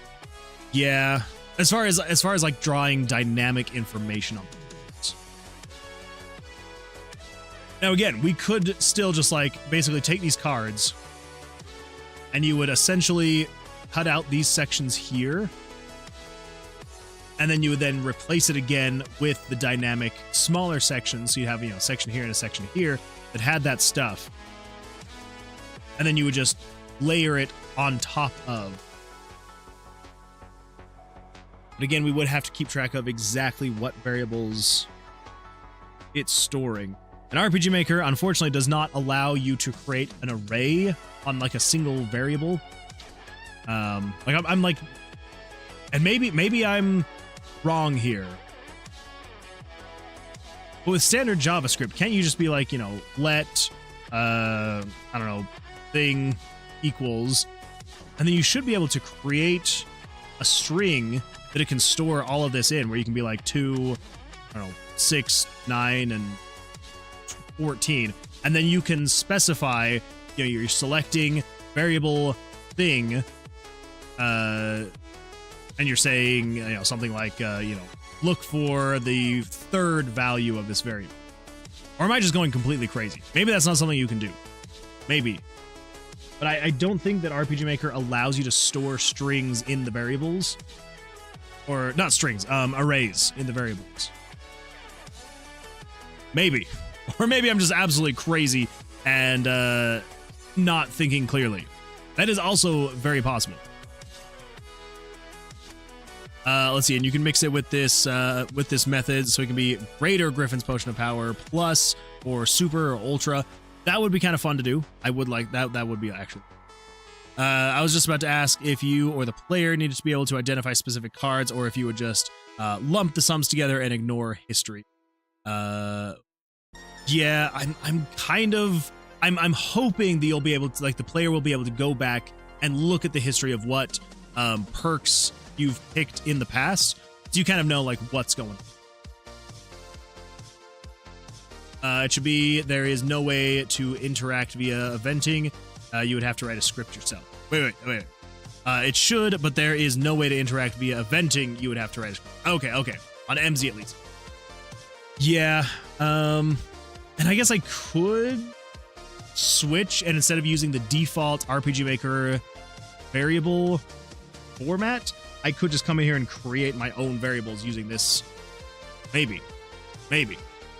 What do you use for text-to-speech? So I just use the default, like the built-in Twitch text-to-speech stuff. Yeah, it's just like an alert that I use, and then I link that over to OBS. That's how I'm doing that. Let's see, most Al J says, "Hey yo, welcome. Glad you're here. How you doing? How's your day been going for you?" I'm going to go get some paste. Fair enough, unknown artist. Fair enough. Go get some paste. Was switching to get paste. What did you say? Oh, I was just saying, good luck on getting paste. Let's see. Just tuning in. Well, I'm glad you're here. Welcome. Just looking around, trying to find someone struggling with game dev, or what brought you here? My day just started, so let's see. Well, got my fingers crossed for you. I feel like it's going to be a good day for you. I feel like it's going to be a really good day. Let's see. So if your day is just starting, you are on the other side of the planet from me then. I saw pixel art and saw game dev. Oh, well, there we go. Fair enough. Fair enough. Well, I'm glad that it drew you in. But yeah, it is almost midnight for me. So yeah, way over there. Way over there. Okay, well, as much as I absolutely and Oatmeal, I love the idea. I want to do something like this. I almost feel like it's going to be too much for the scope that we have for the project. And I worry it's going to open up a can of worms that is going to extend the dev stuff for too long.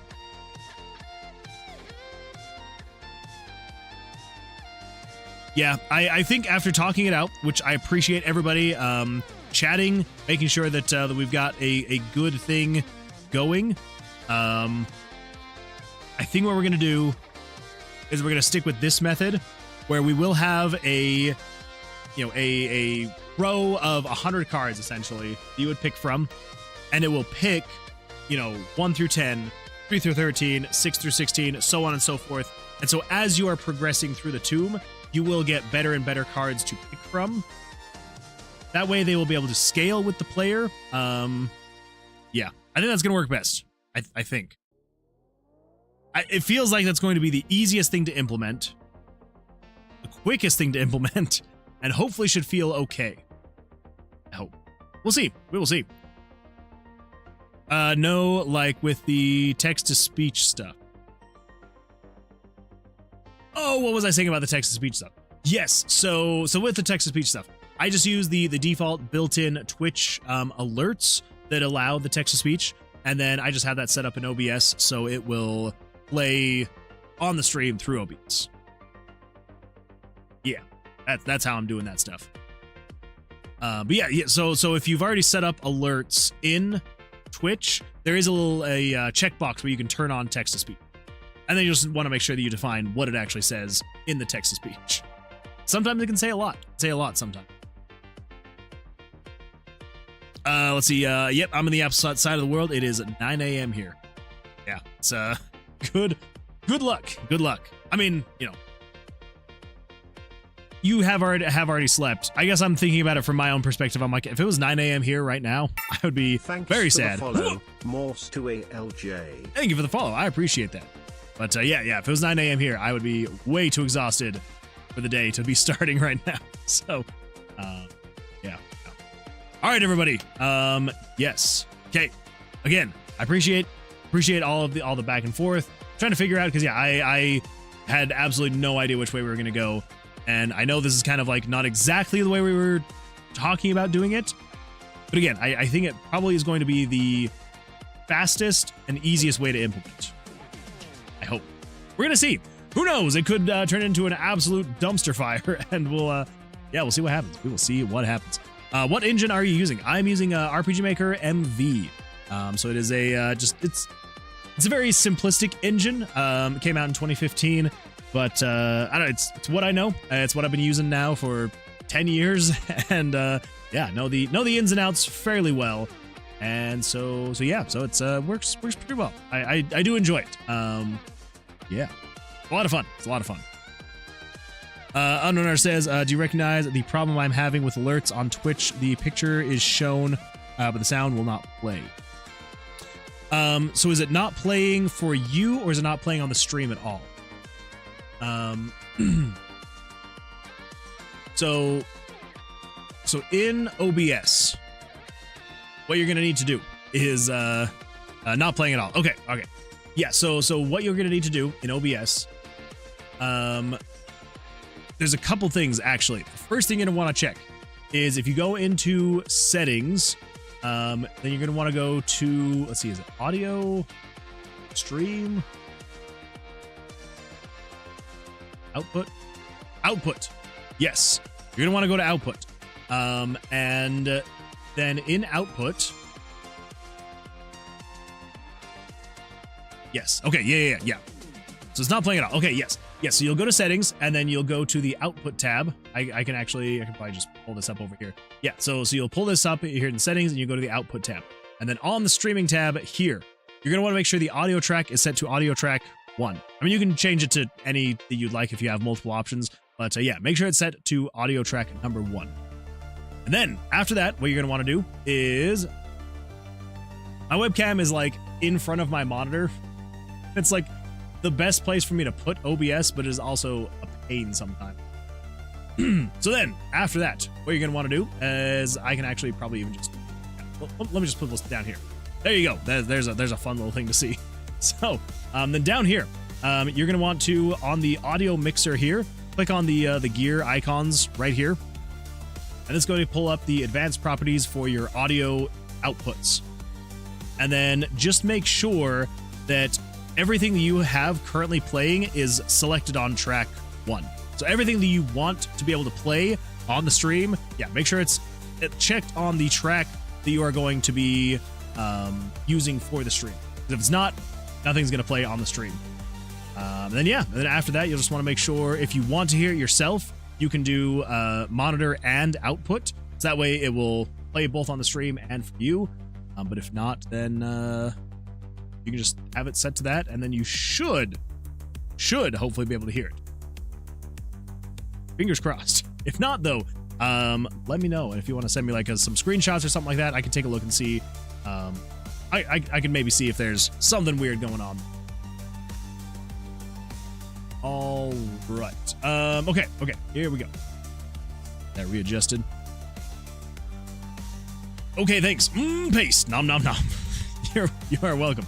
Happy to help. Let's see. Mosa says, all right, I'll lurk here since I have work to do, but I'll chat you up in a bit. Well, I appreciate that. Thank you. Appreciate the lurk, and yeah, good luck with work. It'd be kind of fun to have some streams on during work. I do that quite a bit. Okay, so yeah, we should be good. So we are going to adjust these though. These are just examples. Yeah, we'll just keep with the examples for now. So basically what we're going to do, because the perk number 2 card is the plus HP and then minus pyro. What we can do is say control player dex. We're going to say control player HP max. We're going to say add, I don't know, 5 HP. Something. Then we're going to say the pyros. That would be, I believe, spell 1. Whatever freak that is. There we go. Spell slot 1 damage. Pretty sure it's this one. We're going to say subtract it by 1. Go. And then if you're equal to 3, it's going to be perk 3. Then player HP. Nope, this is hat. Nick's Hat of Divine Wisdom. Plus 1 to intelligence. It's not actually intelligence, though. We use wisdom, right? Pretty sure. Yeah, vitality, dexterity, wisdom. Okay, all right. So it's not intelligence, actually. It is wisdom. The wisdom is somewhere. It was like 80 something. There we go. Player wisdom. I need to use the freaking search function now that I know that it's actually working. Okay, so wisdom plus, and then this is taking down Geo. That's right. Subtract from spell slot 2. 2, subtract 1. Yeah, that works. That works. Okay. So, let's save that. And then just because I need to, because we're not using intelligence. It is wisdom, not intelligence. Change this. We're going to say you are now whiz. You're a whiz. 5, 10, 20. That color. Go. So replace intelligence, wisdom. Fantastic. that to 6, I suppose. Go. And verge down. And save. Close enough. Again, we're going to replace all those eventually. Unfortunately, it still does not work. Oh!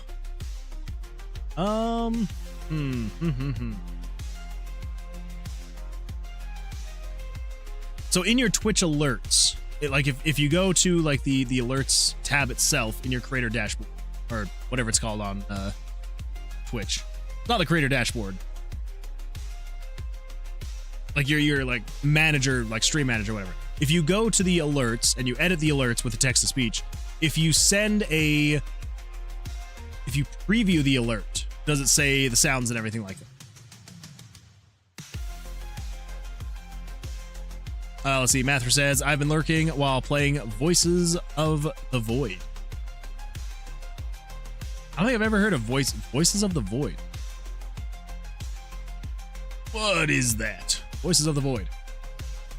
Free alpha by Murder Nose. Ooh, Voices of the Void, eh? Oh. That's kind of fun. Hold up. Is this a... Get out of here.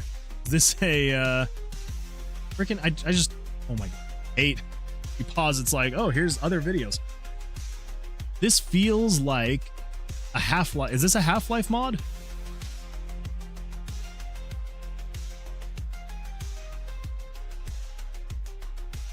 That is a lot of noise.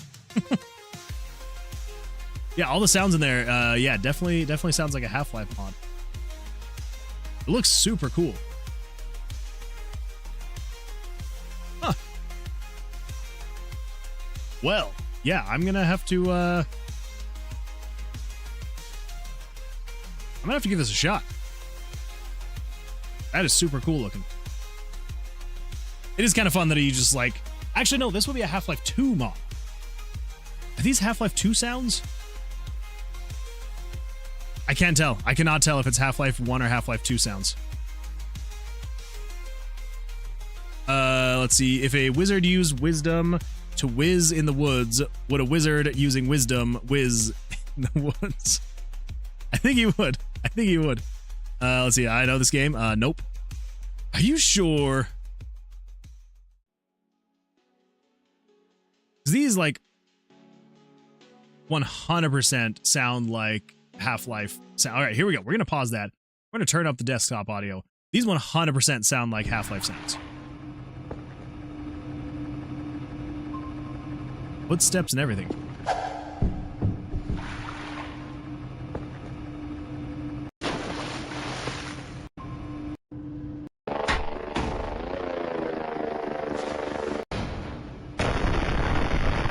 Where are they? Yeah, that's the flashlight sound.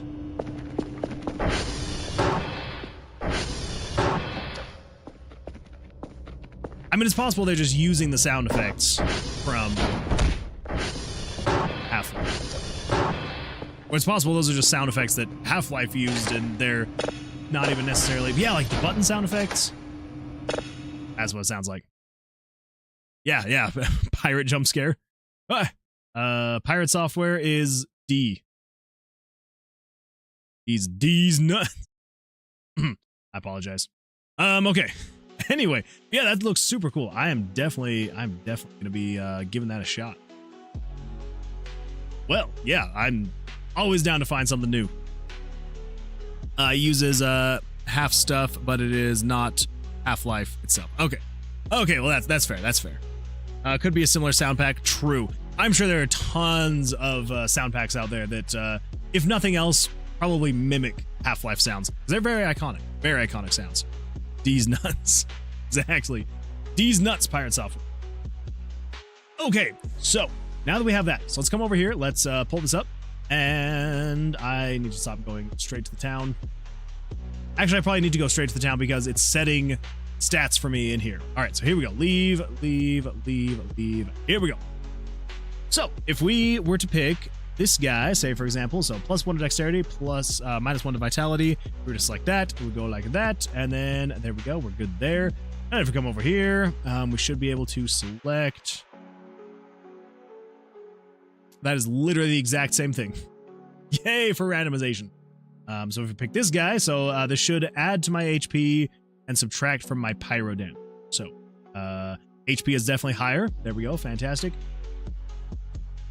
Sweet. And then I don't really have my pyro damage down here. Which, speaking of which, we may actually add that down here. I just realized that. I'm like, we should probably have that actually showing so you know how much damage you're doing. Could be good. Could be good. Okay, cool. But yes, yeah. Okay, so you got it working. I was still set to use Fireball. Oh, that would do it. That would do it. I got audio manually working. I was still set to Firebot, and when I switched it back to Twitch alerts, it worked. But that means I can't use Firebot for sound alerts using chat. That is really sad. Well, I mean, I think maybe what you could potentially do is you just need to add a secondary audio stream through OBS. Maybe. I don't know. I haven't ever used Firebot, so I don't know. That would be my guess. That'd be my guess. But maybe. Who knows? Not me. I don't know. Okay, so one thing we do need to make sure that we do, though, is before you then transfer over.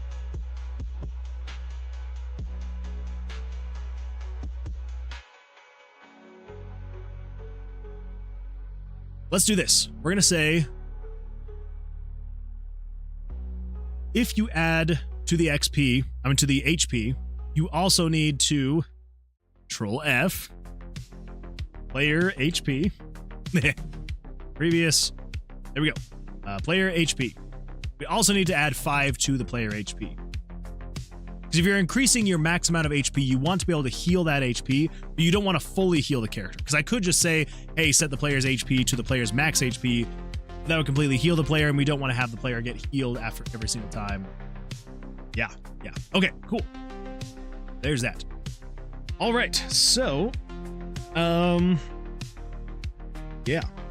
Now here's something that I feel like we should probably do, and that is I want to have showing the player's stats while you're in here. So just to kind of show you an example of what we got here. So as you can see, we've got all our stuff here. Absolutely fantastic. That's great. I think I want to have on the bottom here, below the cards, I want to show the different stats that you will be increasing and decreasing. So as you hover over the cards, it will show those increases and decreases so you know how much you're going to be gaining or losing. So let's do that really quick.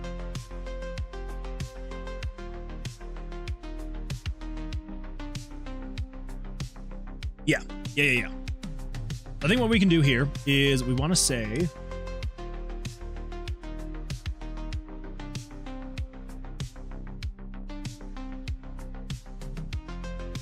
what are we going to say?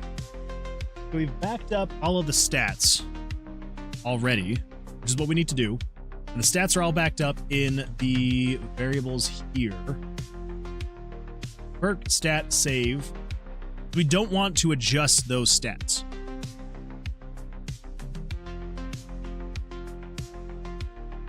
Nope.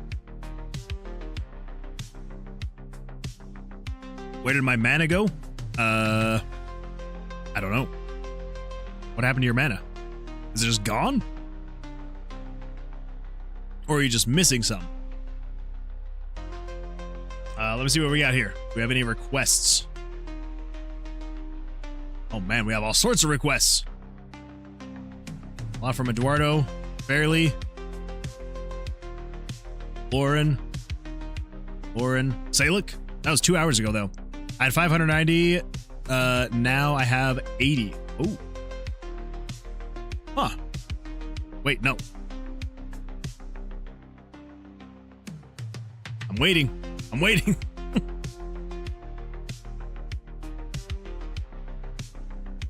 Let's see. I will try that. Tried it, and it still did not let Firebot play the sound. Dang. Well. Yeah, I don't know. If I ever use Firebot and get it working on both, I will let you know what I did to get it working on both. Oh, you bought a random emote. There. Well, there we go. Mana well spent. Awesome. Okay, good. It always makes me worried. I'm like, is Twitch dying and freaking out and just not doing well? So I'm glad that it's working well. All right. Yeah. Oh, wait. Wait, is that you trying to use the emote and it's not working?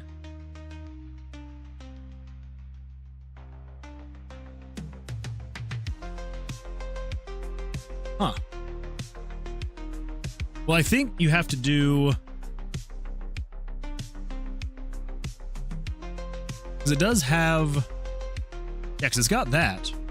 But I think if you do... You got Moon Woo 15, Nat 20. Capital N. Moon Woo. Oh, maybe?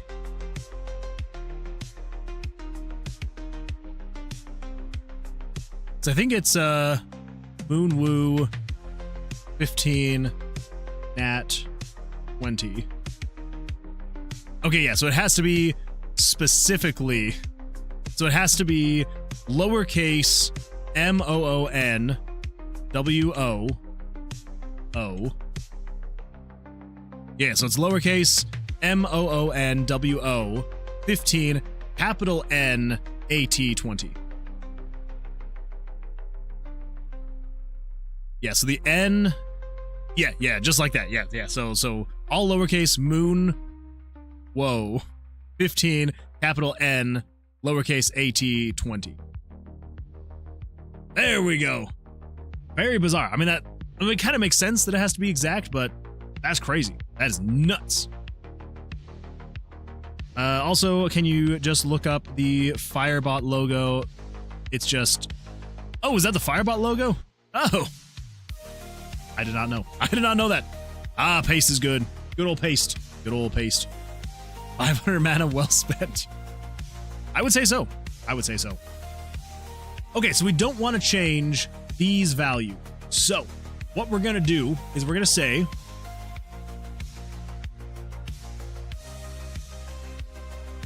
We're going to do 661 through 669. Nice. So let's come over here to Photoshop. Let's close these perk cards. Then in here, this is where we actually want to change some things. We're actually going to move everything up. We're going to move everything up 10, 20, 30, 40, 50. Yeah, we'll go with 50. 50 up. Over here, we need to adjust everything up 50, which is going to be so much fun. Very tedious stuff. But it should be good once we get it all done. So, you will be at 400. So then, if you're moving up, you would be 380. You are 100. Whoop, not 4,000. 400. Move to 380. 100. And 380. Adjusting the actual animations themselves, we're doing 400, 400, 400, 380, 380, and 380. Yeah. Okay, so that's good there. Now we need to actually do the selection here. Okay, so you are the X value, so this is the Y value. So 290 is 240.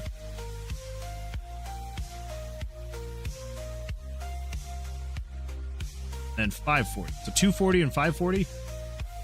All right. Yeah, so 240 and 540. Last but not least, 240 and 540. Okay, there we go. Now if we come over here, should be able to have everything pull up. Well, I'll just be like that. Oh, good heavens. That is not what I want to see. Okay, So 440 would be 390.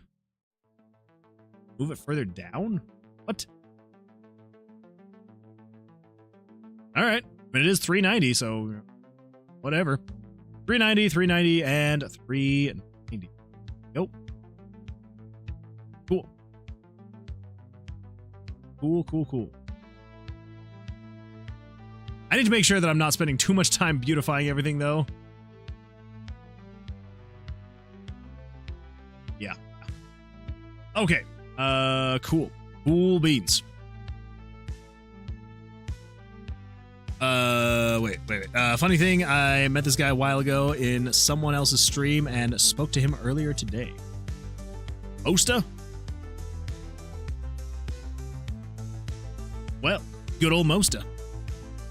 Glad Mosta's here. Okay. Wait, pace is good. You didn't look it up. That's not it. I was trying to remake its face. Oh, gotcha. Okay, so you want me to look up the Fireball. Okay, all right. Gotcha. Fireball logo. Oh. Well, looking at that, I would maybe say something like, I don't know. This?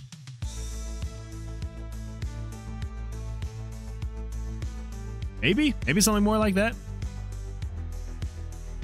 I think that's a little bit more like the Fireball logo. Maybe. Having like a slightly lower face. Maybe. All right, so that should be good on the cards themselves. Or this. Oh yeah, true. Or. Maybe even something like a little something like this. So you.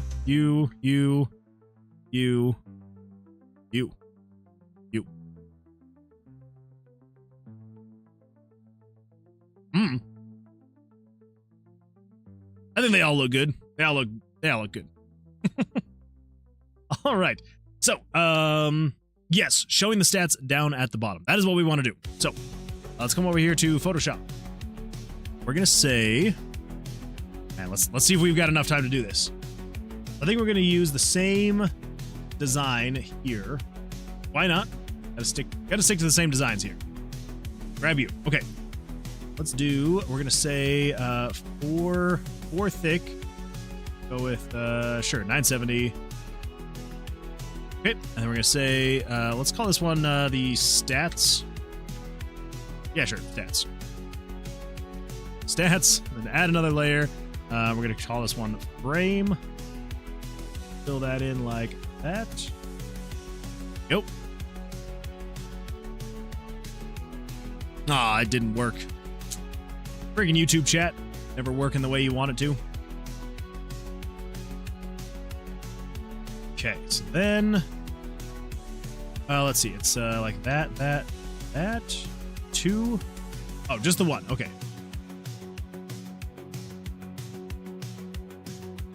Oh, yeah, just like that. All right, cool. Very minimal. I mean, I knew I was keeping it minimal, but surprised myself sometimes.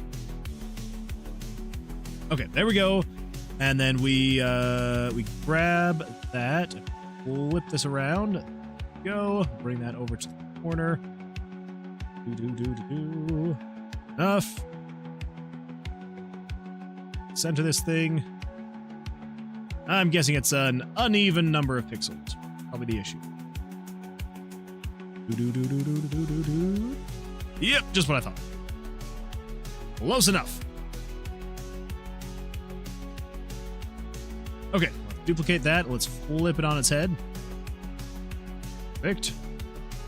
Now, let's figure out how much room do we have in here. Let's do 10, 20, 30, 40, 50, 60, 70, 80, 90?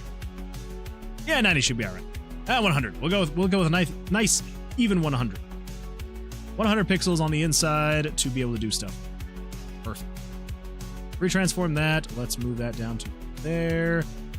Nearest neighbor. Awesome. Okay, so that is that. Now if we come over to here and we go the slightly lighter.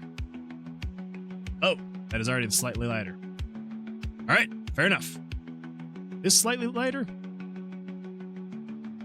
Yeah, sure. Why not? Okay, let's do 20, 1, 2, 4. Good. Jonah says, I can't listen to What Does the Fox Say anymore without thinking of the spooky survival game. Ah, that good old wop, up, up, up, up, up. It's true. It's true. That freaking game, man. It's good. Good. Hopefully, you'll enjoy the next one that's coming down eventually. One of these days. My part is actually at least finished. So, there's that. All right. Oh! Good old mud jab. Okay, so let's grab the notepad here. I'm going to move this over. Go. Go. There we go. Okay, so here are the stats we need to add. You already finished it? Deal. Well, I finished my part. So, because yeah, it's without giving too much away. Because I don't want to give too much away. Because I do want it to be a surprise once it does come out. But yeah. So it's almost kind of relatively the same thing, just with a few mix-ups. The first one being we have an extra 24 hours to work on the game, because before we had 2 days. Now we've got 3 days. The team size is slightly smaller though. But with the extra time we have, hopefully that should be good. And then let's see, because I'm trying not to give anything else away. Yeah, so slightly smaller team size, but we have a little bit more time. And I got to be the one that started the project. So hopefully it's actually going to be very interesting to see where the game actually goes from where I've dropped it off at.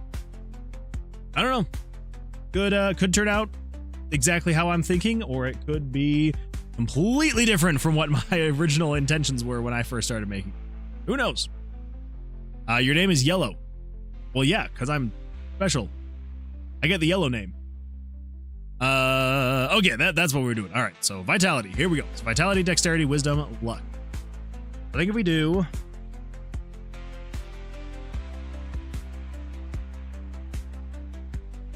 I'm trying to think of the best way to do this. Would we do something like this, where we go vitality? Oh, yeah, I'm trying to think of what's going to look best.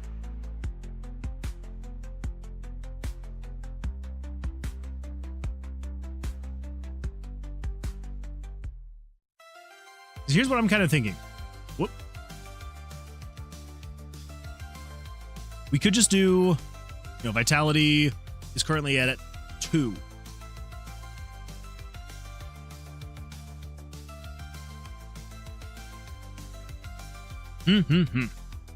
So humble. I mean, I don't want to brag or anything, but I'm probably the most humble person on this stream right now. Just saying. Again, not to brag or anything, but yeah, probably the most humble person on the stream. What happens, you're this humble. That flashbang was evil. Wait, what flashbang? What'd I do?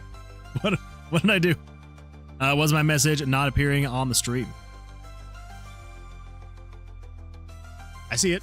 I see it up there. Up higher. I know it looks like my hand is getting cut off by the messages there, but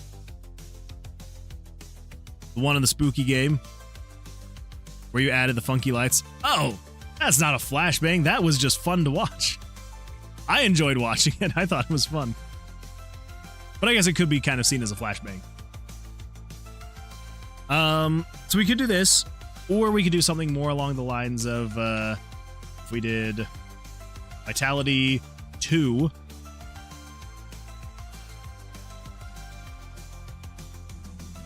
With the light at the end.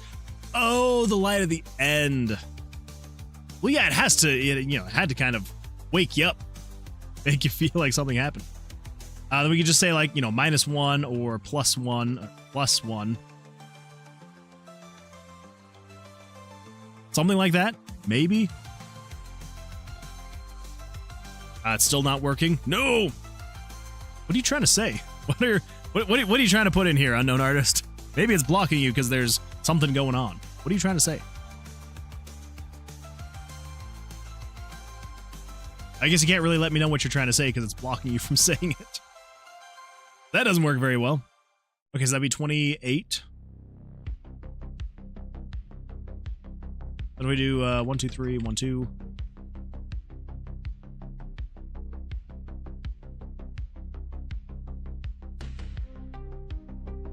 Yeah, maybe. I posted this on YouTube. I cast the want to jump off a bridge on Toxic Toad. What? No. That's why. You can't say you want to jump off a bridge. That's, that goes against YouTube's stuff and things. You don't want to do that. You don't want to go against their stuff and things. Okay.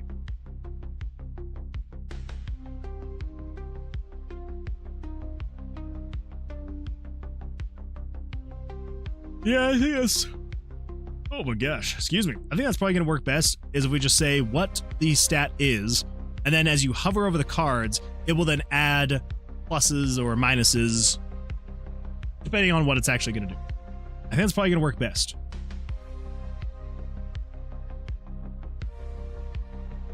Yeah, I think so. Control says, nah, me and my friend used to jump off old logging road bridges into the river when the tide was high enough. It's fun. Well, for some reason, Control, it let you type that, but not unknown artist. Not me, the evil Toxic Toad.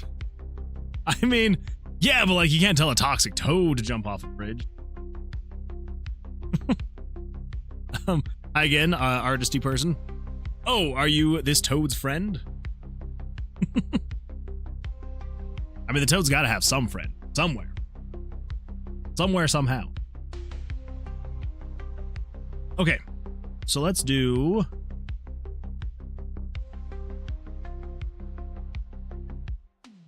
Oh, man. It is getting late, and I don't know if we're going to be able to get through getting all of this implemented. Let's go 1, 2, 3, 4, 5. 1, 2, 3, 4, 5. 1, 2, 3, 4, 5. 1, 2, 3, 4, 5. Yeah, close enough. All right, so we got Vitality. We've got Dexterity.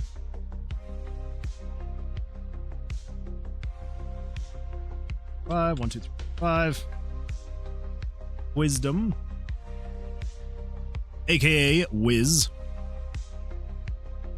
1, 2, 3, 4, 5. 1, 2, 3, 4, 5. Wisdom. Luck.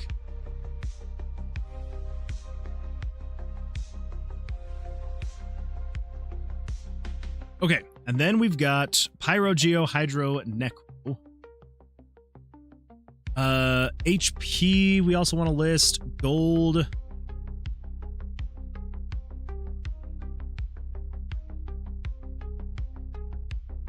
The HP we need to list.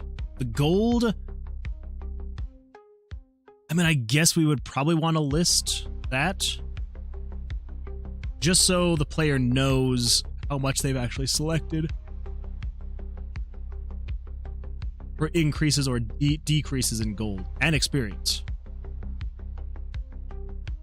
Crap. Okay. Are we gonna have enough room then?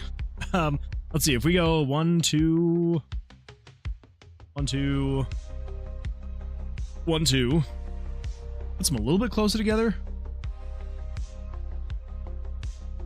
Now we might go one more closer. I don't want them too tight. We also can't have them too loose. Yeah, that's not even going to be close to enough. We duplicate all those.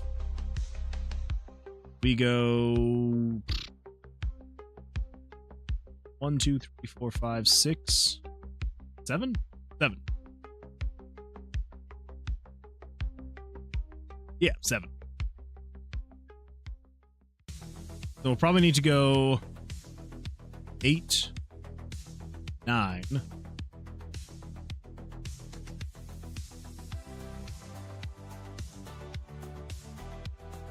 Need to swap you to be Pyro. You to be Geo. Geo's gonna work just fine, but then we've got Hydro and Necro.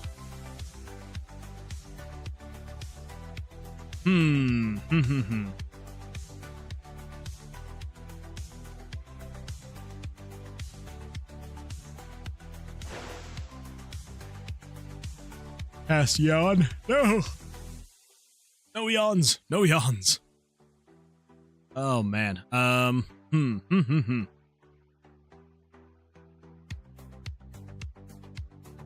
Let's see. Lauren says, I'm not going to pretend it's an amazing game, but I really liked the basic idea behind the leveling system. A game called Legend of Flan 4, Flan Rising. We got here? What do we got here? The fourth installment of this series by the developer of The Desolate Room is one heck of a strange RPG. Thank you, TIG Source. Images.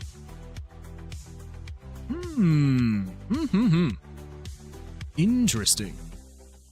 I think it was done in a Flash or other macromedia tool, and it's pretty rough in a lot of ways. Fair. Yeah, before its author got famous for the Five Nights games. Oh! Thanks for the follow, Alagard. Thank you for the follow. I appreciate that, Alagard. Also, we apparently just hit our follower goal. Wait for it. Yeah! We reached our followers goal of 230. Not bad, not bad. Thank you, everyone. Well, Alagard, thank you for helping us reach that goal. Thank you so much. Thank you for the follow. I appreciate that.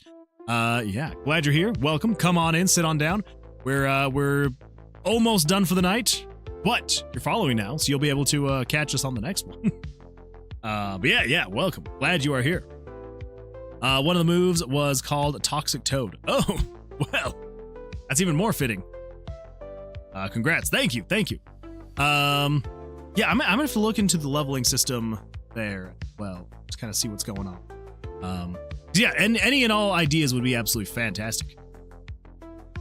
It's 8:15 a.m. here in Spain. Yeah, it's 12:15, just after midnight here in the United States where I'm at. Well, hopefully you had an absolutely fantastic evening. Hopefully you slept well.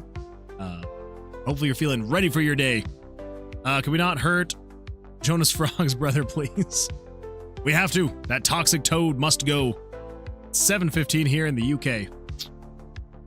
It's just beautiful. Knowing everybody's from all these different spots. I love it. I love it. It really makes me happy. Okay, so here's the thing. I want this to be all centered on the screen.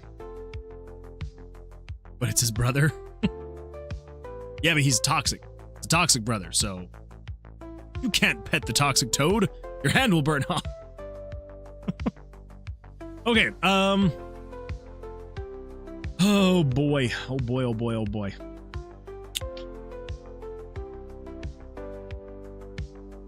Yeah, we're not gonna be able to fit, you know? So we also still have HP, gold, and experience. We probably want to actually fit all of the things. So the monster spawns, the dice spawns, the trap spawns, so the player knows how much they've picked of everything. Oh, man. Okay, all right. That's a lot. That's a lot to fit across the bottom of the screen. I mean, we could make the frame slightly larger.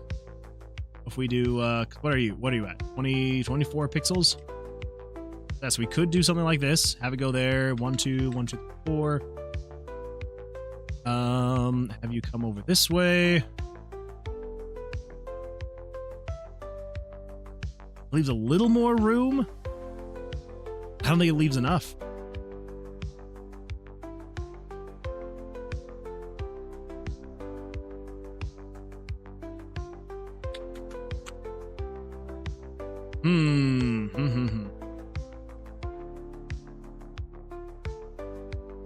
Might have to be one of those things that I think about for a while and just kind of decide which way is going to be best, you know?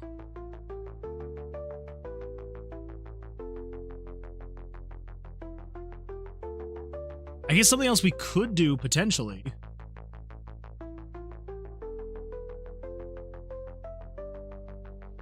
Oh, actually, we could potentially just do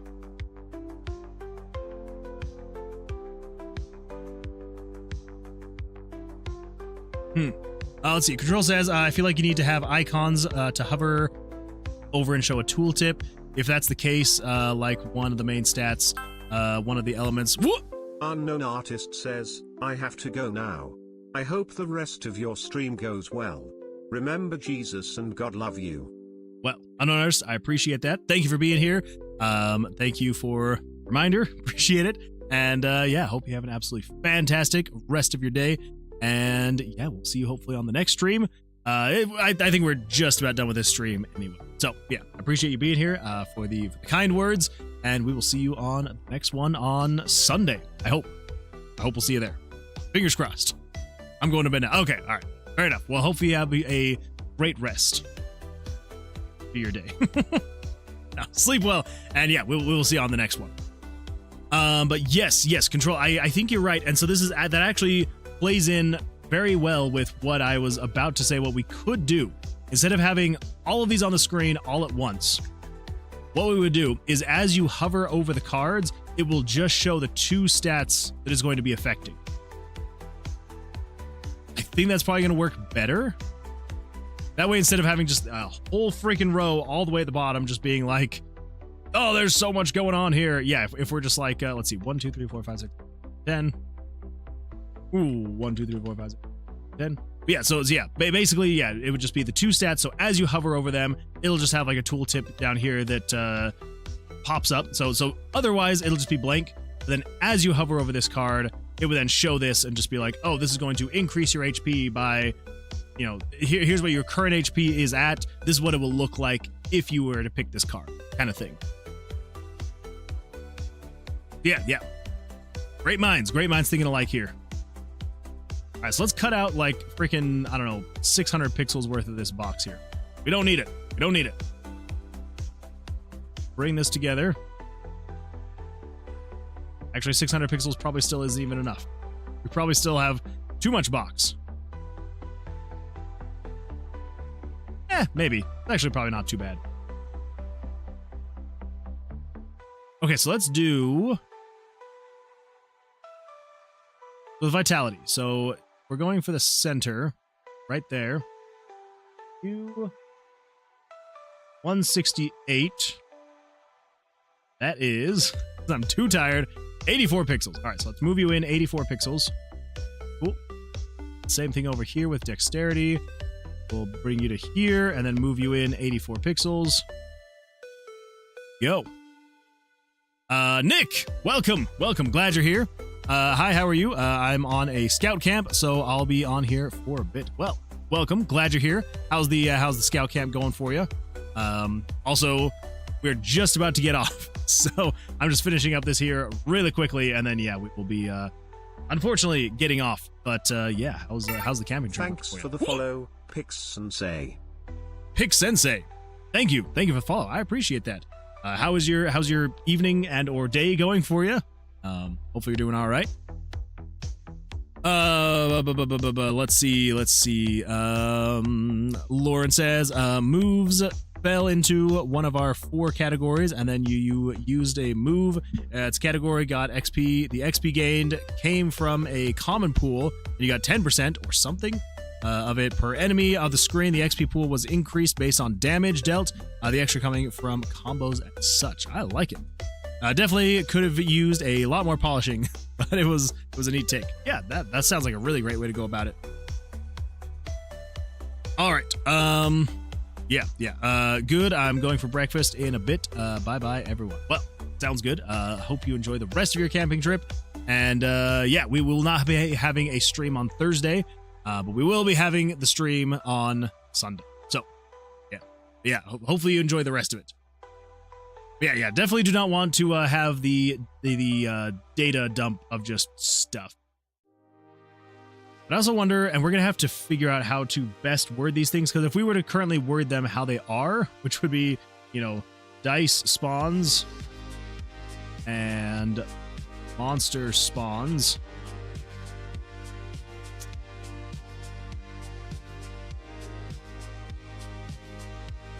Maybe we wouldn't even just say spawns. We would just say, like, just monsters, dice.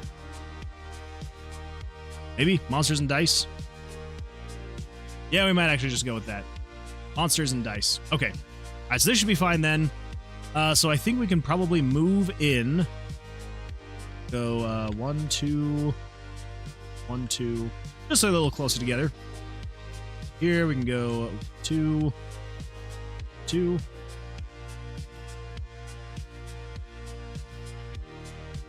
Feeling a little bit better. Probably just a little bit more tight. 1, 2, 2.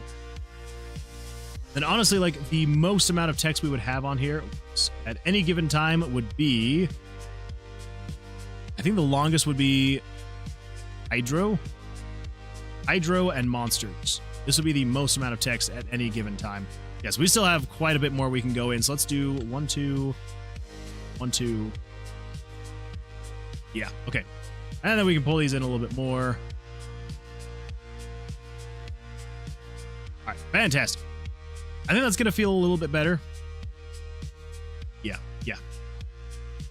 And then, you know, just for other times, it would just be, you know, vitality and dexterity. That's how it would normally work.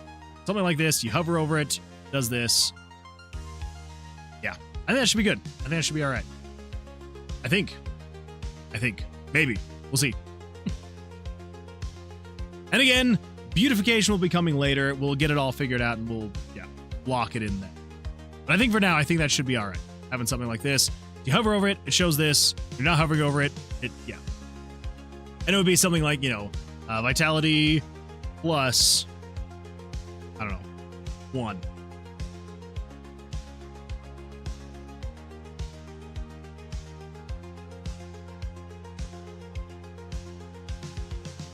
Yeah, something like that, and then it would be, you know, dex 2 minus 1. Maybe. Some Randev! It's moon wooding time. Dang straight it is. It's moon wooding time for a couple more minutes before we end the stream. Welcome. Glad you're here. Actually, okay. All right. Some Randev. You can actually settle something for us because I made a promise. And I have to follow through on this promise depending on what you say. So, got a question for you. Did you know about the variable search in RPG Maker MV? Did you know about it? You could like search variables.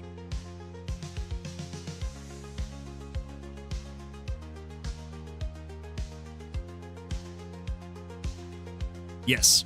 Okay. Now, when I say that, but I didn't know for a long time.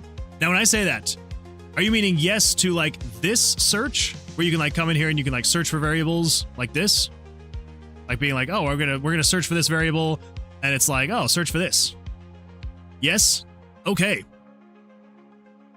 Did you know about this variable search function, where you can find a variable named, I don't know, player, and you can do find next, find previous, and it'll jump to variables named player, or it can be a word match or a full match.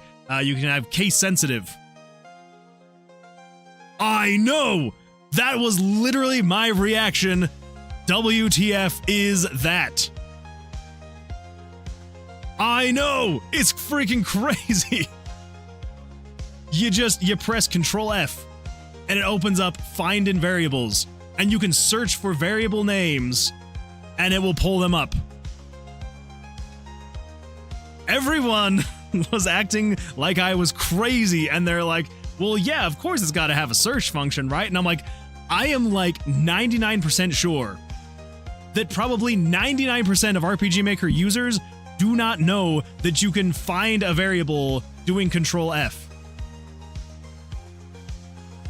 Yeah. I was like, what? These MFs make the show text event so unusable. Meanwhile, there's some crazy ass variable manipulation lore. I know. I'm like, okay, all right, fair. Like, this is, I have literally been using RPG Maker since the year 2000. I started using it with RPG Maker 2000 when it came out in 2000. And I never knew about this. I wonder how far back it goes. Do you know what? We're actually, all right, everyone, change of plans. Here we go. We're pulling this up. We're pulling up Steam. We're going to RPG Maker 2000. I want to see if this has been a thing since 2000. Variables. I'm guessing it's not. I'm guessing it's not going to be. Okay, all right, so you can't do Control F in 2000. Wasn't VX Ace and below. My bet is it's from MV and forward. That is very possible. So yeah, so 2000, too far back. But what if we go to, I wonder if, like, with VX Ace, wasn't in VX Ace and below. Okay, so like confirmed it's not in here. Okay, yeah, so it's not in VX Ace either. Okay, yeah, so from MV and MZ, they have a search function. Never heard anything about it, never have seen anyone use it, and so I just assumed it wasn't there. And so I just have always, tried to set up my variables in such a way that I could remember where blocks of variables were. Like, you'll notice some that like have naming conventions that are all like similar and like in these blocks, and I'll leave gaps because I'm like, well, if I need to add any more, I need to save some rooms in that block so that I will remember where these variables are. When this whole time you can just do Control F now. 10 years of RPG Maker MV, and I have never known. I failed RPG Maker Society. Apparently I did too.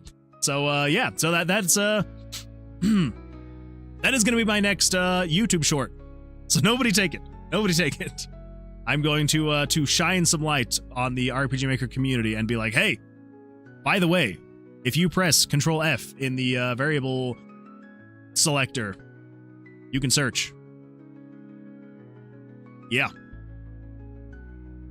Anyway, that was my discovery tonight, and I was freaking floored.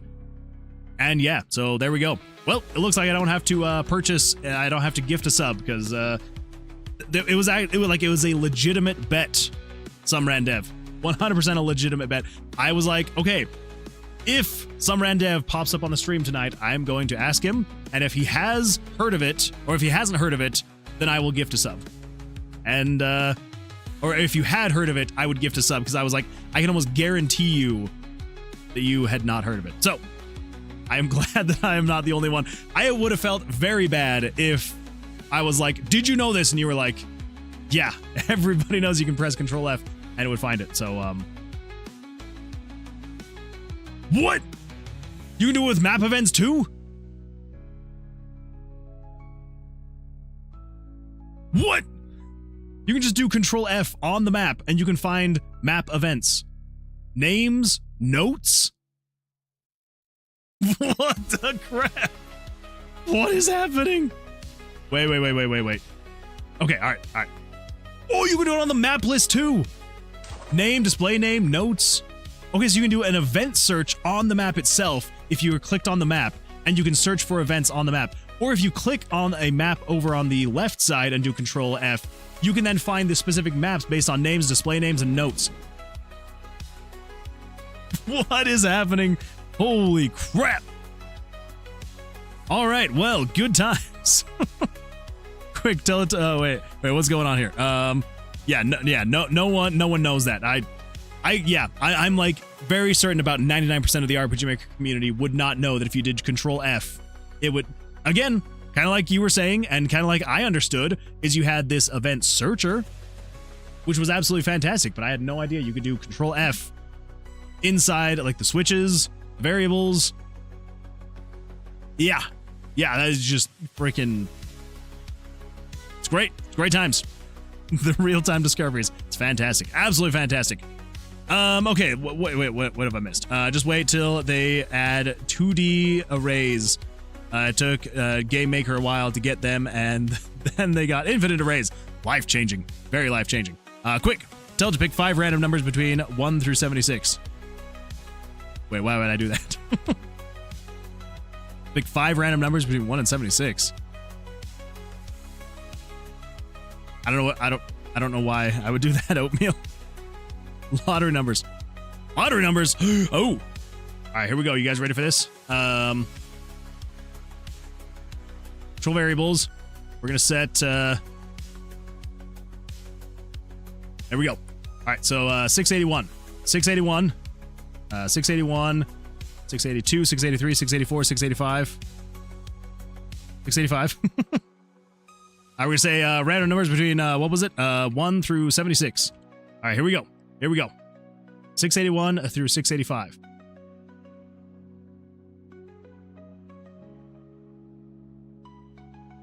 Wait, I got to turn that off. All right, here we go. You ready? All right, 681 through 685. Go to 681 through 685. All right, random numbers are 31, 47, 45, 17, and 41. There we go. There we go. Can it even handle 76? I'm surprised it could. I'm surprised that it could. That is a pretty big number. Very big number. All right, well, there we go. There are the winning lottery numbers for tonight. 31, 47, 45, 17, and 41. All right. Good times. Good times. Anyway, well, this has been an absolutely fantastic stream. It's been great. All sorts of fun stuff. Yeah, we've discovered some great things. We got some good things done. Yeah, we've got the actual perks kind of working now. Kind of working. We finally settled on exactly what we want to have. We do want to have the tooltips when you hover over them, so it actually shows. But you can now, if we were to, select this one, it would actually adjust my health. And yeah, good times. Good times. I guess it's only something to infinity 111. That would be that is a very big number. So I guess it depends on whether precision matters. Yeah, true. Precision would matter, especially for big numbers. Anyway, well, yeah, cool. Well, I think we're going to end it there. It's been an absolutely fantastic stream. Yeah, it's been great. Yeah, some ran devs. Sorry that you popped in right as we were ending.